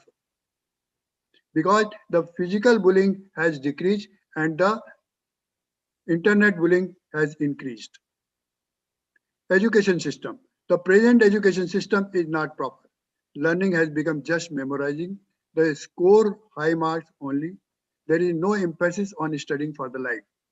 Students are forced to believe that the failure in exam is the end of everything.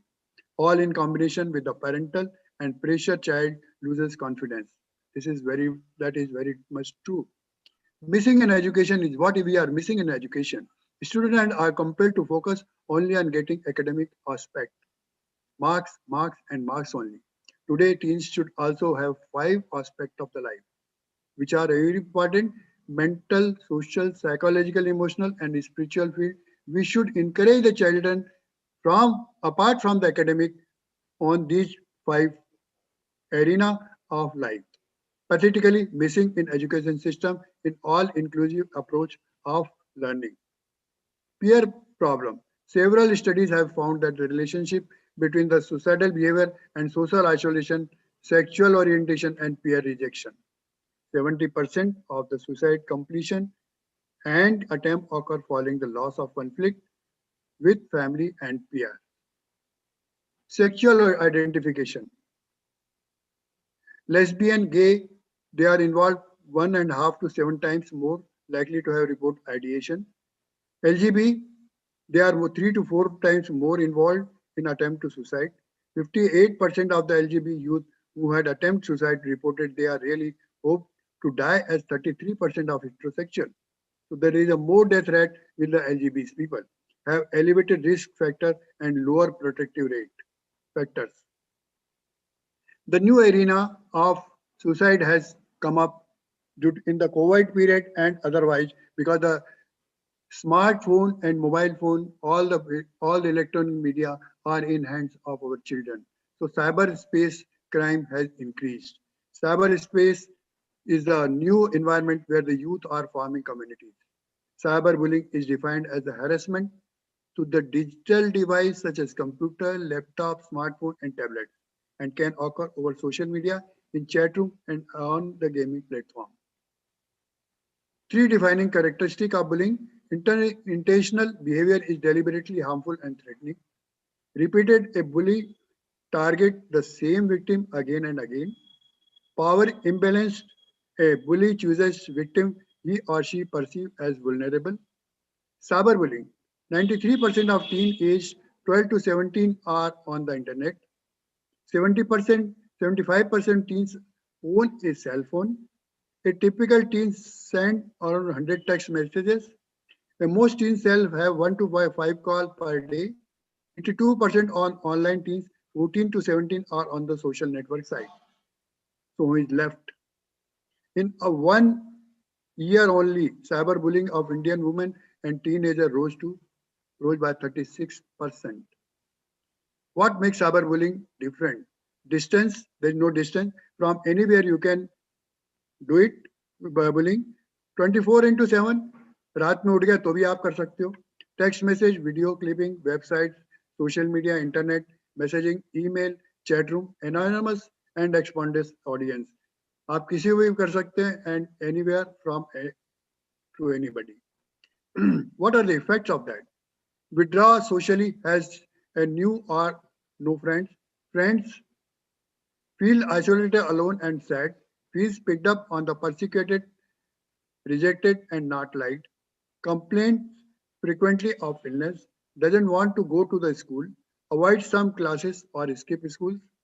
Bring home damaged possession or report to the lost. Cries easily, displays mood swing and talk about the hopelessness. Had a poor social skills. Talk about the running away from and suicide. Bullying risk for the suicide. One study found that the victim of cyberbullying had higher level of depression than the victim of face-to-face bullying. What can be done? Campaign to create awareness about the cyberbullying among the children and adolescents, which on rise in the COVID period.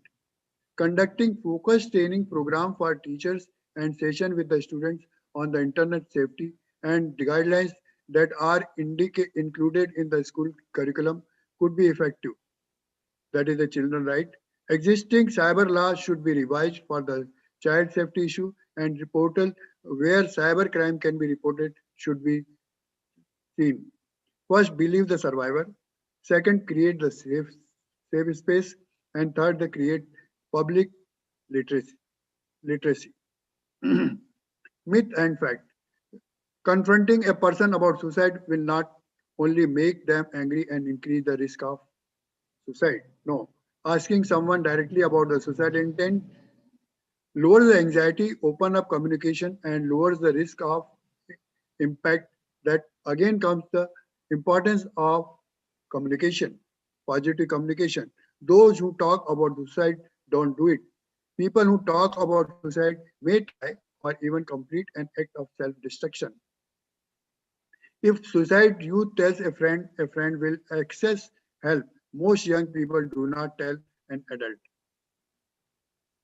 There are three in suicide: risk factor, warning sign, and protective factor are there.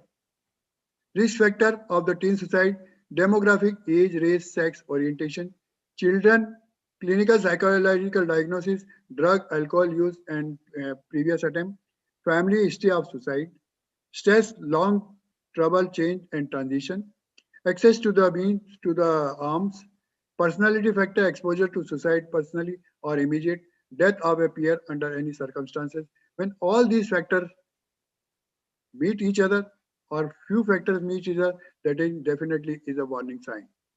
What are the risk factors? Each path form. Yes, there is if there is an ideation, substance abuse, purposelessness, anxiety, trapped, hopelessness, withdrawal, anger, recklessness, and mood changes. These are the risk factors. If we find a child with all few of these ideation, definitely we need to pay attention. What is happening with the children of today? With so much of pressure from all the angles, they are just like Abhimanyu. All these risk factors today's teens correlate with the story of Abhimanyu of Mahabharata. Caught in the chakra view of all the bad happening around the children, which we have not seen in our age group. But now with children are involved with so much of pressure from every angle, from the family conflict to the studies to the social media and to internet, social media, and everywhere in the peer group. So today's teen needs you a role model, a family like an Arjun in a real-time counselor for the mental hygiene, which is their need of time. Problem that increases suicidal risk: prior suicidal attempt, mental health disorder, history of trauma or abuse, family history of suicide, lack of social support. So what are the situations which create problem? Major physical illness, losses, bullying, easy access to lethal mean, local cluster of suicides. Access to mean firearm: 58% children use firearm. Firearms are even more prevalent in society involving alcohol, 65% of whom have firearms. Warning sign: acquiring gun or stockpiling pills, talking about wanting to die or kill oneself, one should pay attention. Impulsivity or increased risk of talking, giving away prized possession is a very important topic, very important point to be noted. When the person is giving all his liking to somebody, definitely is going to create some wrong. Self-destructive act like cutting, increased drug or alcohol abuse, talking about no reason to live. So these are the things, these are the warning signs. One parent or a teacher or the gatekeeper of the society should pay attention, and the role of the institution, educational institution, is very important in this aspect. What are the protective factors? Treatment for mental health and sexual abuse, physical disorder, increased access to intervention, restricted access to high lethal means, strong connection to family and community support, strong problem solving and conflict resolution.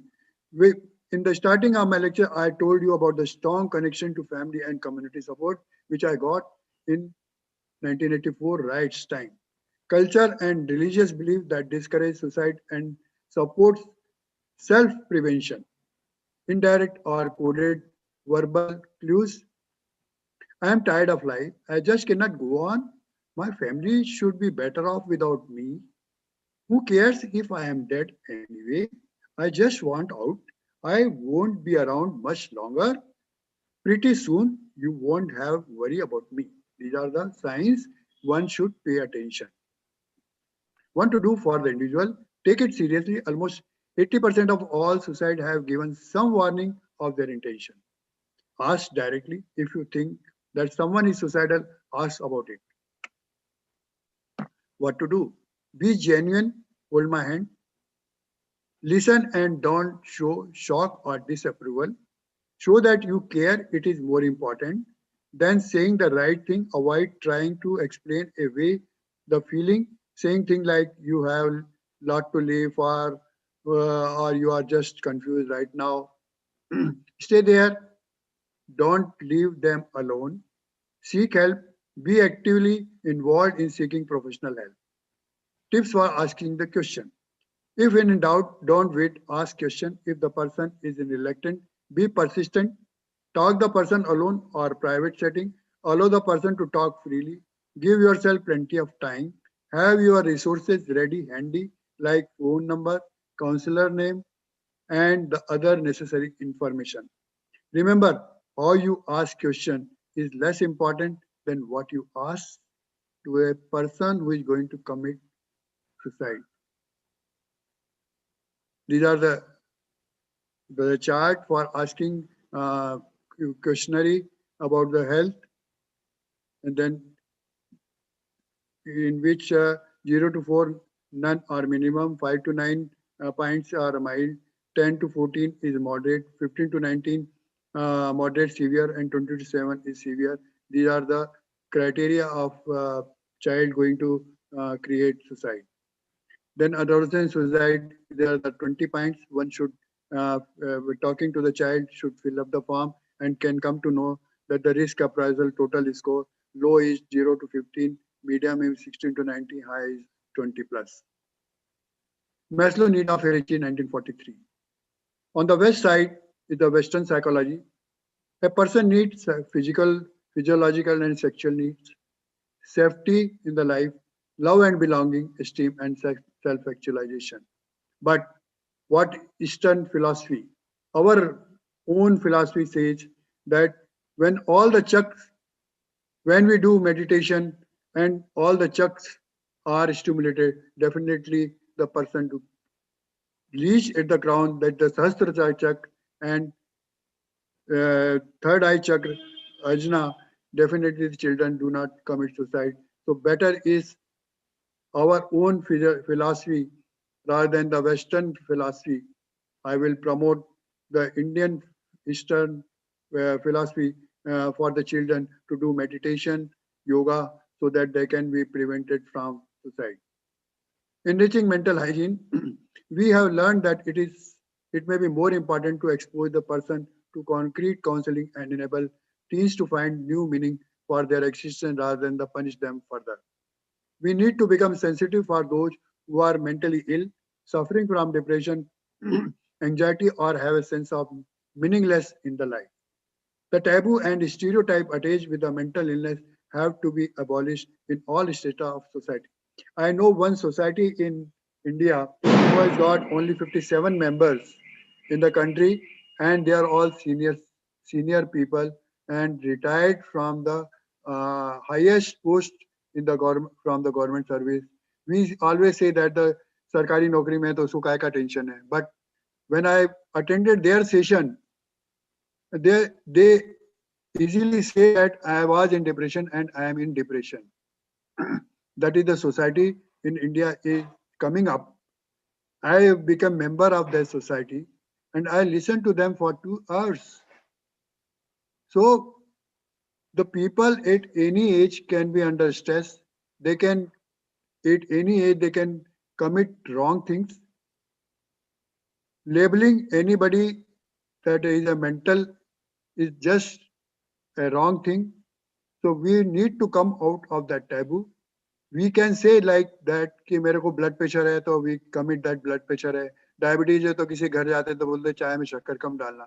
पर अगर definitely अगर किसी को mental illness है तो he can also commit that I am suffering from depression. So one should not say that he is mad. So that taboo should be removed from the society. Nobody can deny the fact that extreme cases medical help is desirable. Nevertheless, in a day-to-day conversation should be non-judgmental. These spaces of free dialogue, non-judgmental listening and sharing of pain and trauma, fear and aspiration shall solve many of the loneliness-related crises that we face in day-to-day life. We must be non-judgmental, negate to the use of taboo and stigma associated with the mental illness, enable friends and family members to overcome the crisis, how we can come out of it. Definitely life skill education to the children and adolescents is very important. That gives a good mental hygiene. Where there is a good mental hygiene, definitely your dental hygiene is good. So when dental hygiene is good, is your physical hygiene is good. So the reverse the cycle, the mental, digital, and physical hygiene. Mahatma Gandhi, father of our nation, has stressed so much on the information of 3Hs.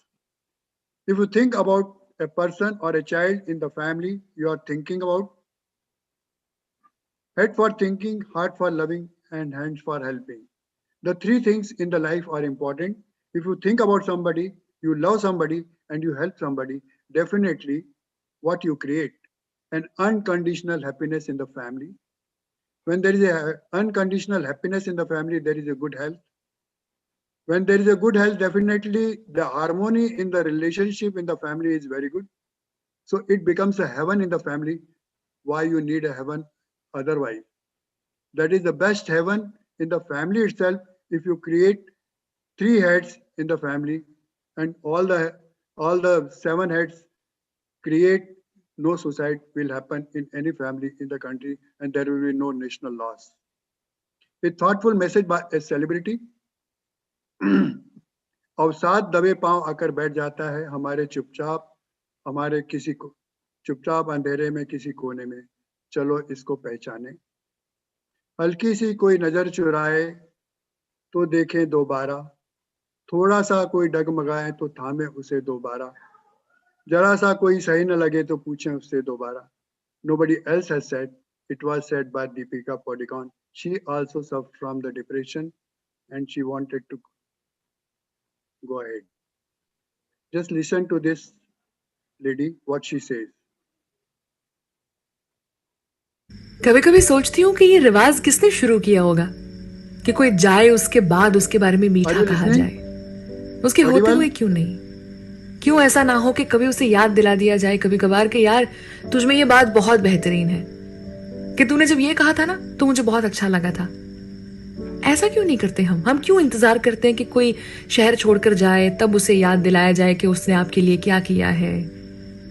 कोई दुनिया छोड़ के जाए तो उसके बाद उसकी याद कि भाई हम इसको ऐसे मिले थे। ऐसा क्यों? ये रिवाज शुरू किसने किया? सोचो कितना अच्छा लगता है उस 4 साल के बच्चे को जिसको टीचर एक बार क्लास में ऐसा बोल देती है कि you are a good boy. वो घर आता है, वो कितना खुश होता है। हम में और उस बच्चे में कोई खास फर्क नहीं है। हमें भी अगर कभी कभी याद दिला दिया जाए ना कि हम क्या अच्छा करते हैं या हमें कोई एक अच्छी बात भी है तो हमें बहुत अच्छा लगेगा। उसके लिए जाना जरूरी नहीं है। होते हुए लोगों के उनकी हयाती में अगर उन्हें याद दिला दिया जाए कभी कभार तो बहुत अच्छा लगता है। हर मर्ज की दवा होती है। मेरे ख्याल से ये प्रिकॉशन है, दवाई नहीं है लेकिन प्रिकॉशन है। हर कोई अपनी अपनी लड़ाई लड़ रहा है। अगर कभी कभार अपने दोस्तों को और अपने अपनों को याद दिला दिया जाए कि उनमें कोई एक अच्छी बात है तो मुझे नहीं लगता कोई नुकसान है। और बाय द वे, अगर आपको अपनी जिंदगी में कोई ऐसा मिला है जो आपको कभी कभी ऐसा याद दिला देते हैं या आपको अच्छा महसूस करवा देते हैं तो लिख के ले लो। आपको किसी नेकी के बदले में मिले और उनको कहीं जाने मत देना। बहुत संभाल के रखना।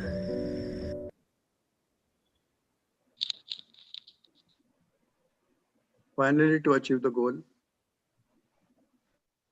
we need to create a world where your precious teens can breathe in a more sunlight, candor conversation, and positive mind, with positive mind, acceptance, healing, and trust for the positive life ahead. Thanks for patient listening. Thank you.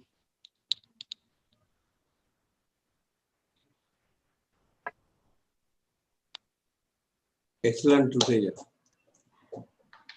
Sir, Dr. Pandrikar, are you there? Hello, Dr. Jayant, are you there? I think we have lost his connection. Thank you so much, sir. फिर से मैं कहती हूँ कि आपके हर बार talk सुनने के बाद पैरी पन्ना ये दो ही शब्द मेरे पास रह जाते हैं मेरे साथ रहोगे तो पूरी पंजाबी सिखा दूंगा आपको। सर और अभी आप आई रही हैं एग्जीक्यूटिव बोर्ड में। हाँ सर। सर क्या बढ़िया, और every time there is so much learning from you, so many new ideas you bring in, and कहाँ से क्या क्या वीडियो और क्या क्या लाते हैं सर, आपका तो जवाब नहीं है सच्ची। बहुत ही बढ़िया। So that was the icing on the बैठ के केक। क्या करना है, बैठे बैठे यही करते रहते हैं। नहीं सर, बहुत और बढ़िया। में तो और इकट्ठा करो। बहुत बढ़िया सर। और I should say this is the icing on the cake for the entire conference. We heard so many people, we listened to excellent talks, but this was the one of the most sensitive, one of the most empathic and kind talk for humanity, and I am very happy that we could end the conference on this note, on a positivity that all of us are going to work for our children and our adolescents to keep their mental hygiene enhanced all the time. Thank you, sir. Thank you so much. Now we are meeting on 7th again. We yes, are meeting again on 6th and 7th. Yes, sir. If possible, sir, please stay. We are having our valedictory function, but if you are busy, you will leave. ये Bodhankar sir और मैं तो दोनों जाना है, गया जाना है हमको। गया जाना है इनको दोनों को। Yes sir, yes sir. सत श्री अकाल, वाहेगुरु सर, वाहेगुरु। वाहेगुरु वाहेगुरु। मैंने भी इनको थोड़े दिन पहले उदय जी को बताया था, वाहेगुरु जो बोलते हैं तो उसका मतलब क्या होता है। वाहेगुरु बताए सर, सबके लिए बताओ। वाहेगुरु में 4 शब्द हैं। It is just like acronym. अच्छा, तो बताया था सर को मैंने। अच्छा सर। वा से मतलब विष्णु। अच्छा। ह से हरि। हरि, ठीक है ना। हाँ। और ग से गोविंद। गोविंद। आर से राम। अच्छा। तो आप वाहेगुरु बोल के अपने हिंदू धर्म के चारों ईश्वर को याद, एक ही बार में चारों को याद करते हो। बिल्कुल सर। बहुत खूब सर। One more insight. उदय जी हमेशा बोलते थे, मेरे को हमारी दोनों की बात होती तो बोलते वाहेगुरु। तो मैंने कहा यार सर आप हमेशा बोलते वाहेगुरु, मैं आज आपको उसका मतलब भी बता देता हूँ कि आप एक बार में 4 भगवान को एक बार में याद करते हो। Thank you. Honor. Thank you. Now we move to one of the most gratifying sessions of the conference, to express our deep gratitude to all the workers, all those who were on the screen, behind the screen, off the screen, all of them. This is the time to recognize with gratitude their efforts for making this conference successful. I now hand over this session to 2 very young, enthusiastic workers of Pediatric Fraternity of Nagpur and Adolescent Health Academy, Dr. Prajakta Kaduskar, Secretary, Adolescent Health Academy, and Dr. Manju Giri, past Secretary IMA and a very energetic and enthusiastic worker for IAP and AHA in Nagpur. Over to you, Manju and sir, boliye. Manju and Prajakta. Thank you, madam. Screen will be shared by technical team, or I need to share? I think Dr. Tuteja had to say something. Sir, आपको कुछ बोलना चाह रहे थे? As a last wicket of this session, हाँ sir. But I feel that it was better because as a last wicket, I am with the family of our Nagpur. True, sir. Yes, sir. Yes, sir. Yes, sir. Yes, sir. So ये तो lecture देके चले जाते। हाँ बिल्कुल। और अभी अपन family के साथ में अपने। बिल्कुल। It is the quality which is matter, not the quantity. Yes, definitely. Yash and technical team, please share. आप शेयर करें। हाँ, नहीं किया ना आपने। तुम कर रही हो क्या Prajakta share? I am not sharing at present, but it is blur, I think. Yeah, now it is okay. So shall we start? So yes. Good evening, one and all. after the long day full of academic feast. Here comes the time to recognize and felicitate our seniors and fellow colleagues for their work. So myself, Dr. Prajakta Kaduskar. Myself, Dr. Manjusha Giri, proceed with e-valedictory function with a difference. So this valedictory ceremony is the commencement of the successful event. And here it is e-valedictory for the 16th NAPCON 2020, which is virtual. Here we need not get up from the chair to acknowledge our fellow colleagues or to accept the recognition. So this is the e-valedictory with difference. Next slide, please.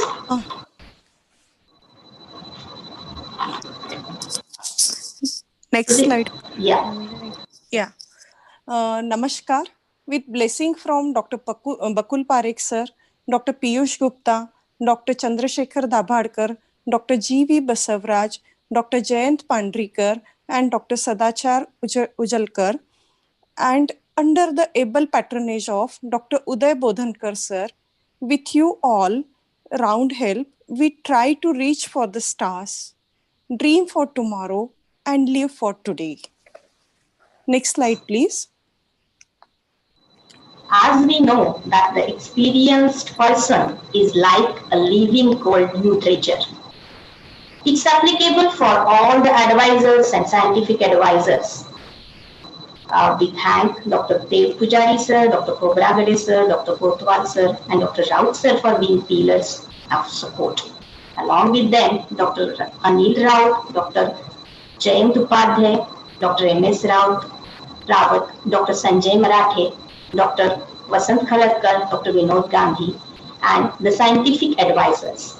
Next slide, please. Next slide, please. Yeah.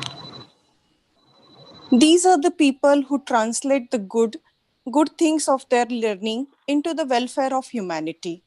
And we congratulate our scientific committee members, Dr. Himanshu Dua, Dr. Akash Bang, Dr. Abhijit Chaudhary, Dr. Ajay Keshwani, Dr. Anand Bhutada, Dr. Mohini Apte, Dr. Rohini Gulale, Dr. Sandeep Gollar, and Dr. Smita Jategaonkar. Next slide, please. Venue gives us the thrill that comes from the power in numbers. But today, in COVID-19 pandemic, there is a great feeling in the special venue like our own home, with the closeness of people digitally. So we acknowledge still the people are working for venue. And we acknowledge our venue committee, Dr. Pankaj Agrawal, Dr. Abhishek Sondawale, Dr. Kush Junjunwala, Dr. Kushal Bhajan, Dr. Prashant Bhutera, Dr. Praveen Vaid, Dr. Sandeep Mogre, and Dr. Yogesh Papre. Next slide, please. Coordination is critical to any large-scale event where only experience is not helping. So we acknowledge our coordination committee for chairpersons, Dr. Anju Kadu, Dr. Amit Dahat, Dr. Kamlakar Devghare, Dr. Amarjit Wagh, Dr. Anup Radke, Dr. Pawan Ramteke, Dr. Prashant Sapate, Dr. R.G. Patil, Dr. Rizwan Khan, and Dr. Shizu Nair. Next slide, please. Oh, quiz time is loved by all. As we experience, if tell me I forget, teach me and I remember, but involve me and I learn. So we acknowledge our quest team, Dr. Praveen Pagle, Dr. Sanjay Marathe, Dr. Archana Jaiswal, Dr. Neeta Joshi, Dr. Kirtish Balpande, Dr. Vivek Shivhare for their efforts to make the children learn through this. Next slide, please. As we know, an investment in knowledge pays the best interest. Ultimately, it's all about knowing how to manage our money. And we acknowledge our finance committee members, Dr. Anil Jaiswal, Dr. Ashish Lothe, Dr. Rishikesh Belsare, Dr. Milind Mandlik, Dr. Mohib Haq, Dr. Rajiv Mohta, Dr. Ravi Bhelonde, Dr. Smita Desai, and Dr. Vinky Rugwani. Next slide, please. Yes, education is our passport to the future. For tomorrow belongs to the people who prepare for it today. So we congratulate our AOP e-journal team for laptop, Dr. Praveen Page, Dr. Abhijit Bharadwaj, Dr. Kamlakar Devgare, Dr. Archana Jaiswal, Dr. Atul Bhute, Dr. Atulya Kamble, Dr. Charu Akre, Dr. Jyoti Chauhan, Dr. Salim Fazani, and Dr. Viraj Singare. Next slide, please. Yes, आज के कोविड-19 के दौर में हमने यह महसूस किया है कि जीवन कांटों का सफर है, हिम्मत इसकी पहचान है। जीवन कांटों का सफर है, हिम्मत इसकी पहचान है। राह पर तो सभी चलते हैं, जो रास्ते बनाए वही तो इंसान है। हम अपनी टेक्निकल टीम को आभार व्यक्त करना चाहते हैं। Doctor Kirtish Balpande, doctor Vivek Shivhare, doctor Amit Arora, doctor Chandrashekhar Phande, doctor Mahesh Turale, doctor Nikhil Selukar, doctor Saba Ahmad, doctor Shweta Bhandarkar, and Dr. Toshan Bhajan. Next slide, please. As very rightly said by Manjusha, in this era of stress, music cures the stress, as we know. It washes away from the soul the dust of everyday life. So we congratulate our music quiz team, Mile Sur Mera Tumhara team, that is cultural committee, Dr. Sangeeta Gedam, Dr. Bhagirath Lakshmi Rajan, Dr. Alka Jogewar, Dr. Amit Kurutkar, Dr. Meena Deshmukh, Dr. Prasad Zode, Dr. Prabir Trivedi, Dr. Swati Vagmare, and Dr. Vishruth Panikar for their excellent bonanza, extra academic bonanza. Next slide, please. Good health is something we cannot buy. But however, it can be extremely valuable saving account. Thank you, our Fit Hai to Happy Hai team for adding to our savings account.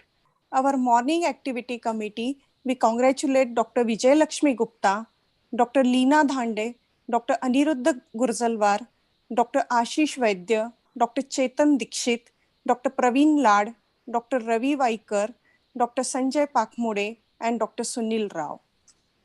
Next slide, please. आवाज को नहीं, अपने शब्दों को ले जाओ बुलंदी पर। बादलों की गरज नहीं, बारिश की बौछार फूल खिलाती है। इसी तरह हमारे खामोश प्रयासों को शब्दों में ढालकर उसे बुलंद आवाज की है प्रेस और न्यूज टीम ने। हमारी press committee doctor Avinash Gawande, doctor Girish Charde, doctor Sanjay Deshmukh, doctor Saurabh Kubade, doctor Shailesh Chalkhor, doctor Sujit Bagade and doctor Sunil Bajaj, इन्हें हम शब्द सुमन से सम्मानित करते हैं। Next slide please.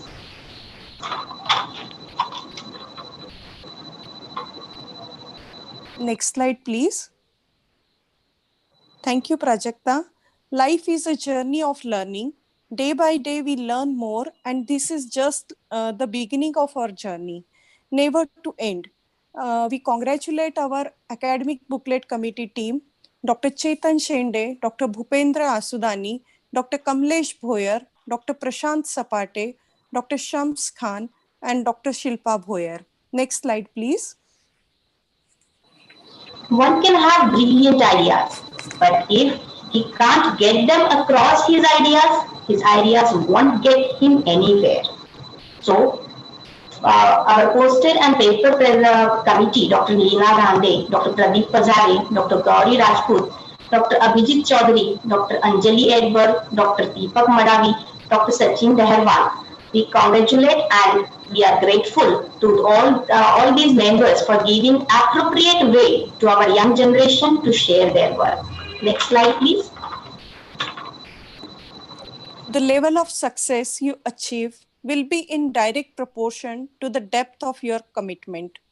And here is our registration committee, Dr. Viraj Singade, Dr. Abhay Buddhe, Dr. Chandrasekhar Fande, Dr. Deepak Gupta, Dr. Dilip Madhavi, Dr. Pritesh Khatwar, and Dr. Rakesh Doke. Congratulations to all of you. Next slide, please. Yes. Gift giving is a part of the culture, no matter where you are and what you are. It gives immense pleasure to those who give and spreads the happiness amongst those who receive. So we acknowledge our gift committee, Dr. Rishi Lodaya, Dr. Meena Deshmukh, Dr. Abhay Mate, Dr. Bhaskar Gupta, Dr. Dilshad Ali, Dr. Dinesh Saroj, Dr. Hadi, Dr. Smita Desai, and Dr. Shirish Modi. Next slide, please. No one can whistle a symphony. It takes a whole orchestra to play it.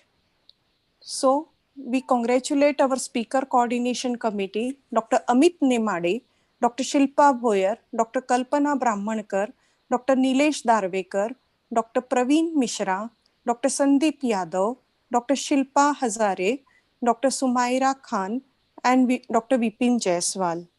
Thank you. Thank you for well-coordinated program. Next slide, please. Coming together is a beginning. Keeping together is progress. Working together is success. So, with a big round of applause, I hand over this mic to Dr. Shubhra Madam. Thank you. Thank you.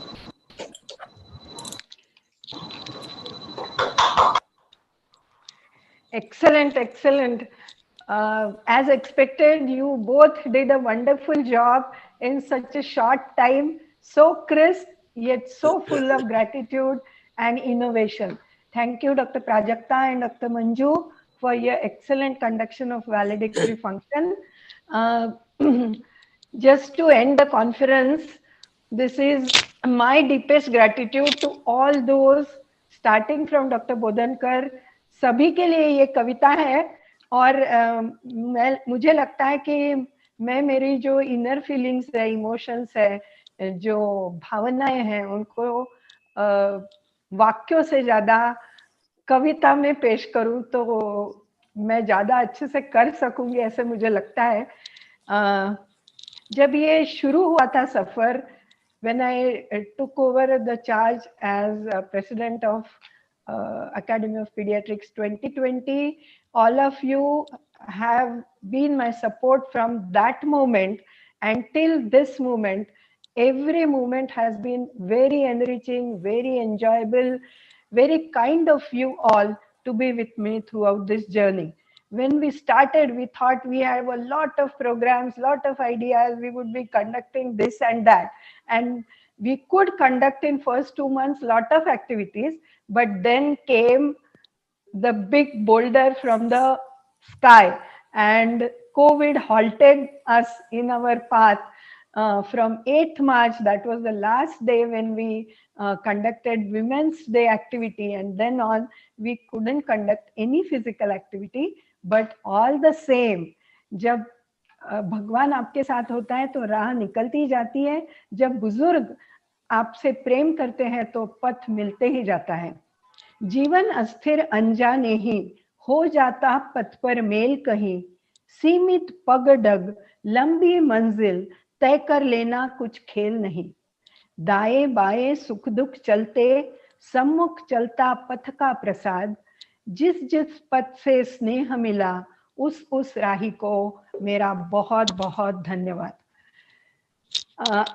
ये पूरी journey जो है इसमें मुझे doctor Bodhankar sir, he has been throughout my pillar of support.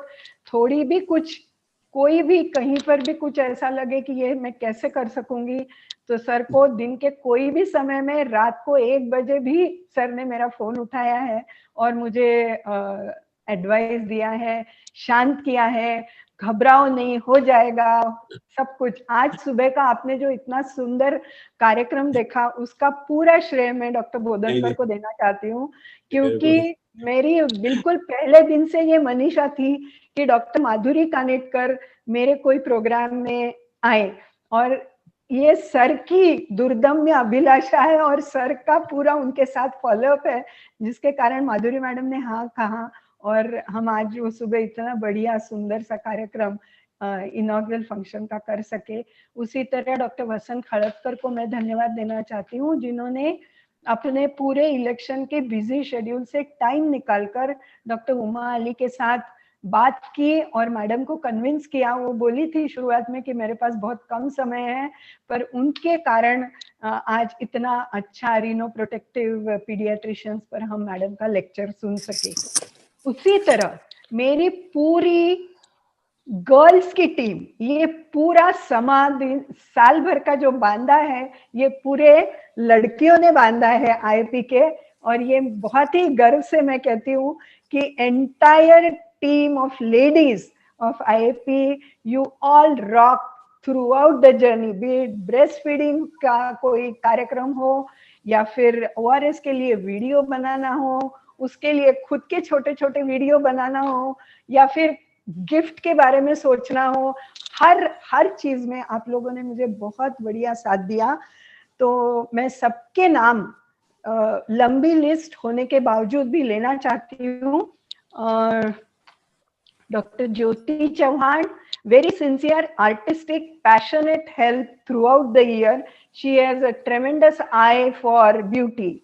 Dr. Alka and Dr. Meena, you did everything that was related to breastfeeding and ORS, and the entire team, not only them, but Sangeeta, Prajakta, Swati, everybody chipped in, और अपने अपने फेटे पहन के आपने जो video बनाए वो कमाल के थे, और उसके कारण हमारा इतना अच्छा पोवाड़ा वीडियो भी बन सका।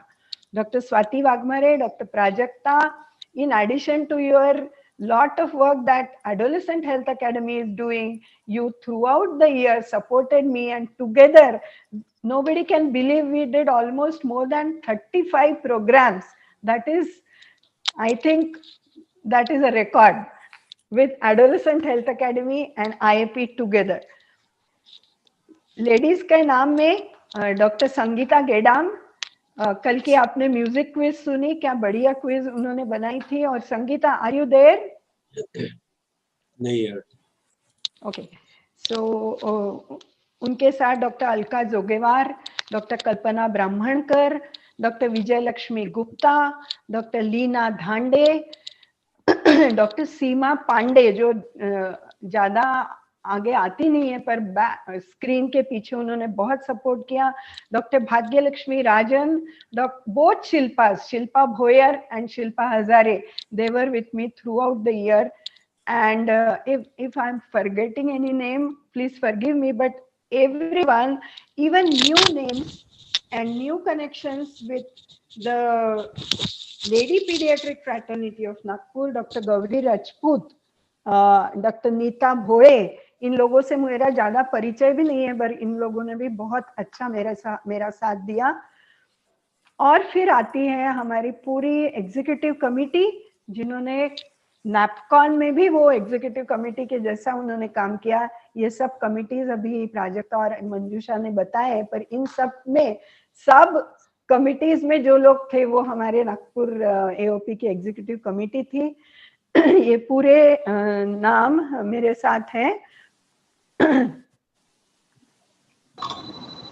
दो नाम एडोलेसेंट एकेडमी से भी बहुत क्लोजली जुड़े हैं और जो पूरे सपोर्ट जिन्होंने किया है साल भर, डॉक्टर कमलाकर देवघरे, डॉक्टर अभिजीत भारद्वाज। इनको सिर्फ एक फोन करना होता था कि अपने को नैपटॉक नाम का जर्नल निकालना है, तुरंत कितने सारे आर्टिकल्स और पोएम से लेके आए, हर एक को फोन करना।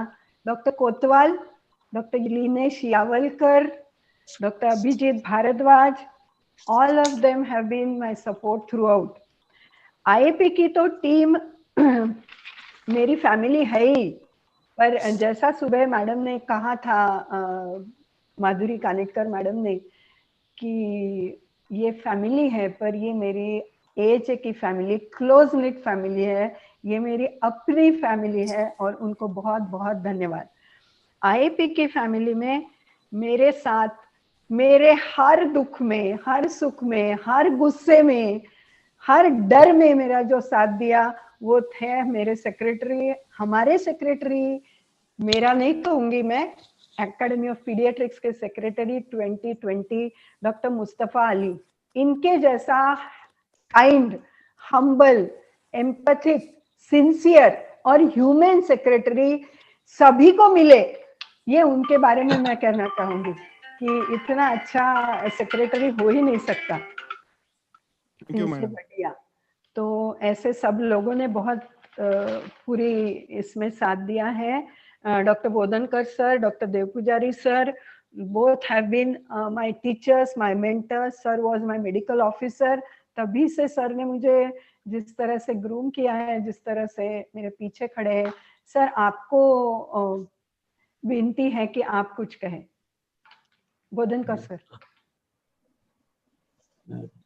Thank you, Shubhada. I have no word to express my gratitude to you personally, because you were working with me in medical college as a resident registrar, and I have seen you as one of the finest human being, apart from a best academician. And that's why last year you remember that I was not ready to take a patron post because we wanted that somebody else take. But with your insistence, I said, okay, I will stick on to the not the post, but to the part of an advisor behind the screen. And really, it's a gratitude.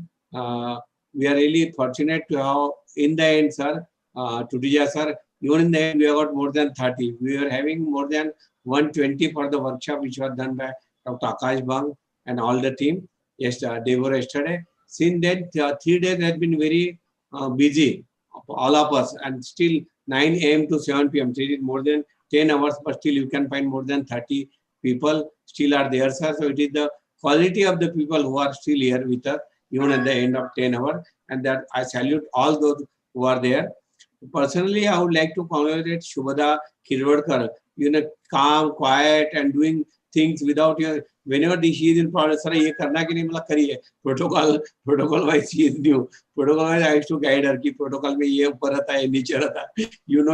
Today, sir, wo थोड़ा अपने देखना पड़ता है, तो she was kind enough to adjust and to accept my all suggestion advice. So really, it is, she has unnecessarily given me credit. I was only advising her, advisory role. I have not done anything groundwork.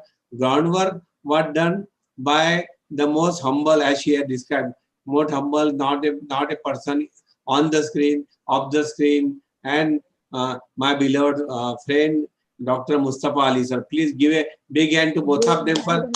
Please unmute yourself, give a big hand. Both of them and their team all deserve. Sir, एक doctor Anju कड़ू vice president से ज्यादा मेरी छोटी बहन के जैसे उन्होंने काम किया, मेरे दिमाग से वो नाम निकल गया। उन्होंने भी बहुत बढ़िया काम एकेडमिक्स में किया है। She has been vice president academics throughout the year. All the credit for designing the academic programs go to Anju. Yeah, that's why the scientific chairperson and co-chairperson were very new this year. Purposefully, we thought that we would get more innovative ideas, and we had two young minds, Dr. Himanshu Dua and Dr. Akash Bang. दोनों ने बहुत बढ़िया programme design किया और पूरी team ने जो उन्होंने कहा उसके अकॉर्डिंग कोऑर्डिनेशन किया। बहुत ही I cannot express my deepest gratitude in words. Yeah, I know, Shubhada, in the end it happened that so many people love, so many people do their work. Many times it was good that Dr. Prayata Kaduskar and Manju Ushagiri, madam, both of them had tried to not to leave any person. I was amazed. Yeah, many names who are, I will not be able to take all the names because I have been watching the show from a distance and to be a part of a advisory role in AOP Nagpur, sir. Yes. We are really happy. जो past presidents है उन्होंने भी बहुत help की और presidential candidate doctor Vasant Khadadkar, doctor Sanjay Marathe, doctor Milind Mandlik, doctor Jayant Upadhyay, doctor Praveen Page, doctor Anil Jaiswal, everybody has chipped in and supported me.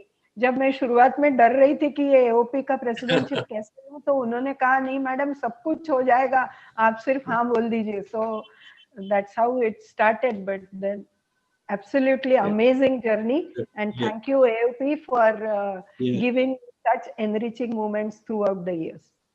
Yeah, thank you, Shubhada. I know it is unending. You want to express gratitude to each. I will complete that.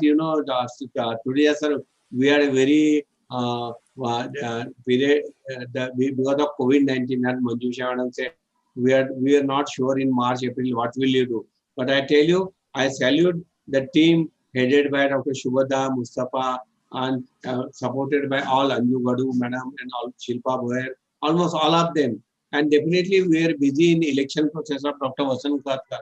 Yesterday we were sorry we could not achieve the prestigious national post of President-elect IIP, but we are to be very happy to announce that Dr. Jayan Upadhyay was elected with the highest number of votes, more than even the president of IIP as the national vice president, and Dr. Anil Raut, who are elected as second runner-up in the executive board member of CIP.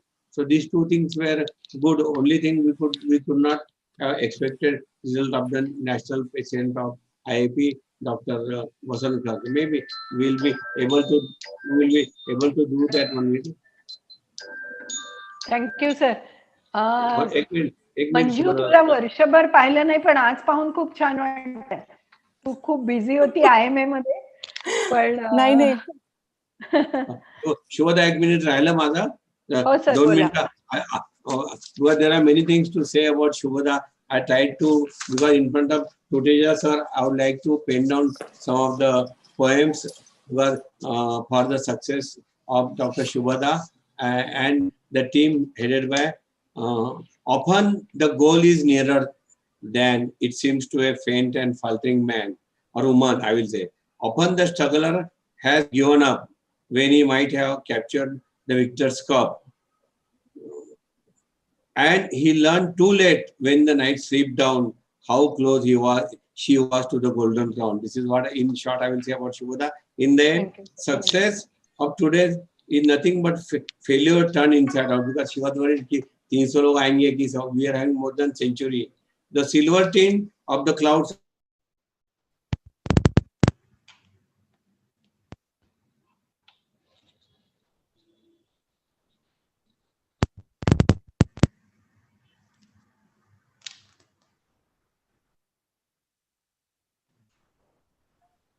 at her and wonder, is she at success or failure? Then maybe I am she is bit of both. Whichever way the hammer falls, only you can decide. This is what, in short, about Shubhada and team. My blessing getting to almost all. Patient-elect Dr. Dhote, we welcome him. Dr. Upadhyay, Dr. Visting, and all people. My salute to the team of AOP. I will not be able to take all the names. All the names were shown by Dr. Manjusha Giri Madam and Dr. Prayata sir. My salute to all the people. If anybody is left, you can blame me, but don't blame Shubhada, because she is quite busy with the program. So thank you very much. Thank you, AOP team. Thank you for honoring me, and thank you, Turia sir. You can say a word in the end, sir. Thank you. Yes. Thank you so much. Excellent work has been done. बहुत ही अच्छा काम करा है शुभदा जी ने, और really we expect कि उनकी advice जो है AHA में सेंट्रल में भी काफ़ी अच्छी मिलेंगी, और आने वाली टीम जो है बहुत ही एक्टिव है. उनके साथ में JC गर्ग सर हैं, और काफ़ी बड़ा काम अपन को 1 साल में करना है, और काफ़ी कुछ फार्मूलेशन करना है, और आगे भी कुछ डिपेंडेंसी को भी कम करना है, और अपने खुद के नेशनल प्रोग्राम AHA के हिसाब से लाना. ऐसा मेरा विचार है कि हम डिपेंडेंसी से बाहर आए और AHA खुद ही अपने प्रोग्राम करे और अपने खुद की फंडिंग कैसे ही आगे बढ़े. तो शायद जो गोल हम साल भर में नहीं कर पाते वो कर पाए.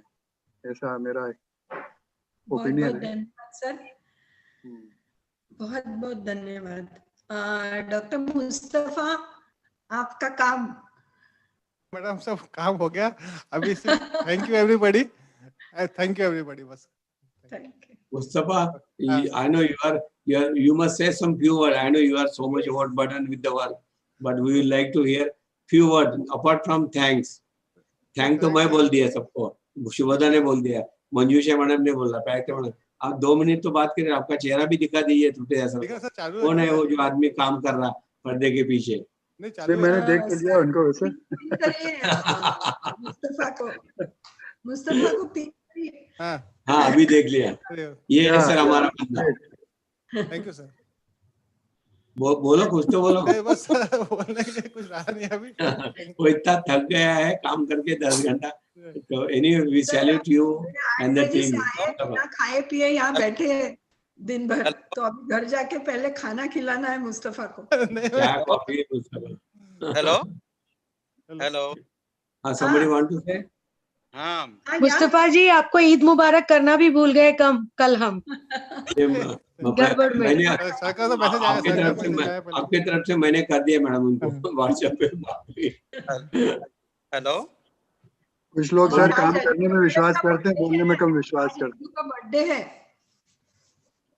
आज मैडम का अंजू गडू का बर्थडे है, कल भाग्यलक्ष्मी राजन का बर्थडे था, तो वी विश। अंजू क्या प्लान है उसमें, हमको कभी शामिल कर लेना। पार्टी कर रही होंगी तो हम आएंगे वहाँ। मैम श्योर मैम, जैसे ही आपका एक सक्सेस का सेलिब्रेशन होगा जब आईपी का, तो मेरा भी होगा sir. Well said well said.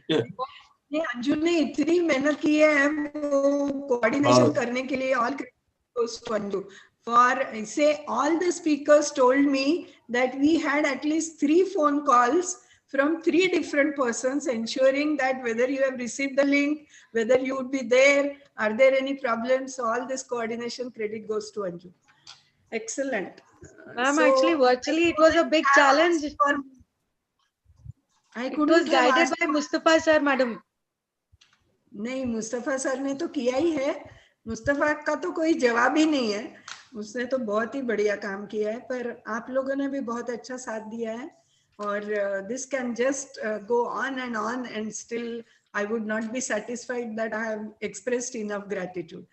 Hey, madam, after looking at you, madam, after looking at your voracious appetite for webinars and the academics, ma'am, we can't match that to that extent. Ma'am, you are phenomenal. Yeah, Shubhada madam, 2 word मैं कविता 2 word Mustafa के आपके लिए बोला, if you permit me, and for Anju. Yes, sir, yes.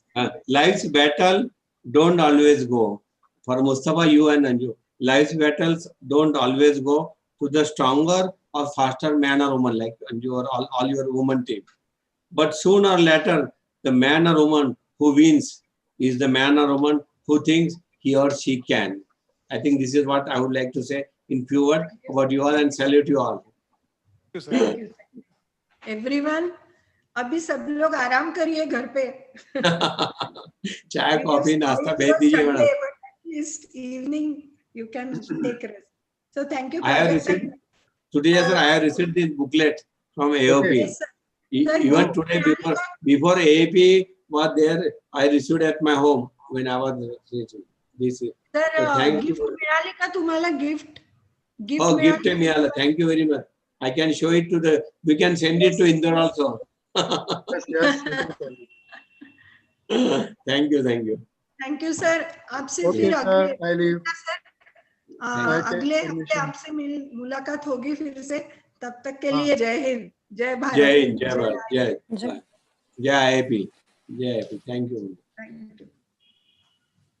So we will be ending the meeting. Thank you everybody. Sir, ये Mustafa and करने के पहले लिनेश और योगेश को दिखा दो एक बार।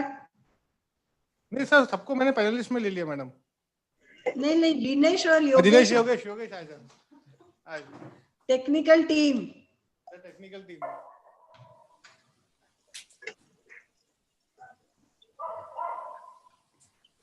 Hats off to them. Linesh. Thank you madam. हाँ, बहुत बढ़िया आप दोनों ने काम किया है और आपको हमारी तरफ से बहुत बहुत धन्यवाद। Smooth and flawless running of the entire show. Thank you so much. Thank you madam. Thank you very much. Thank you so much. Thank you. चलिए, we can end the meeting now.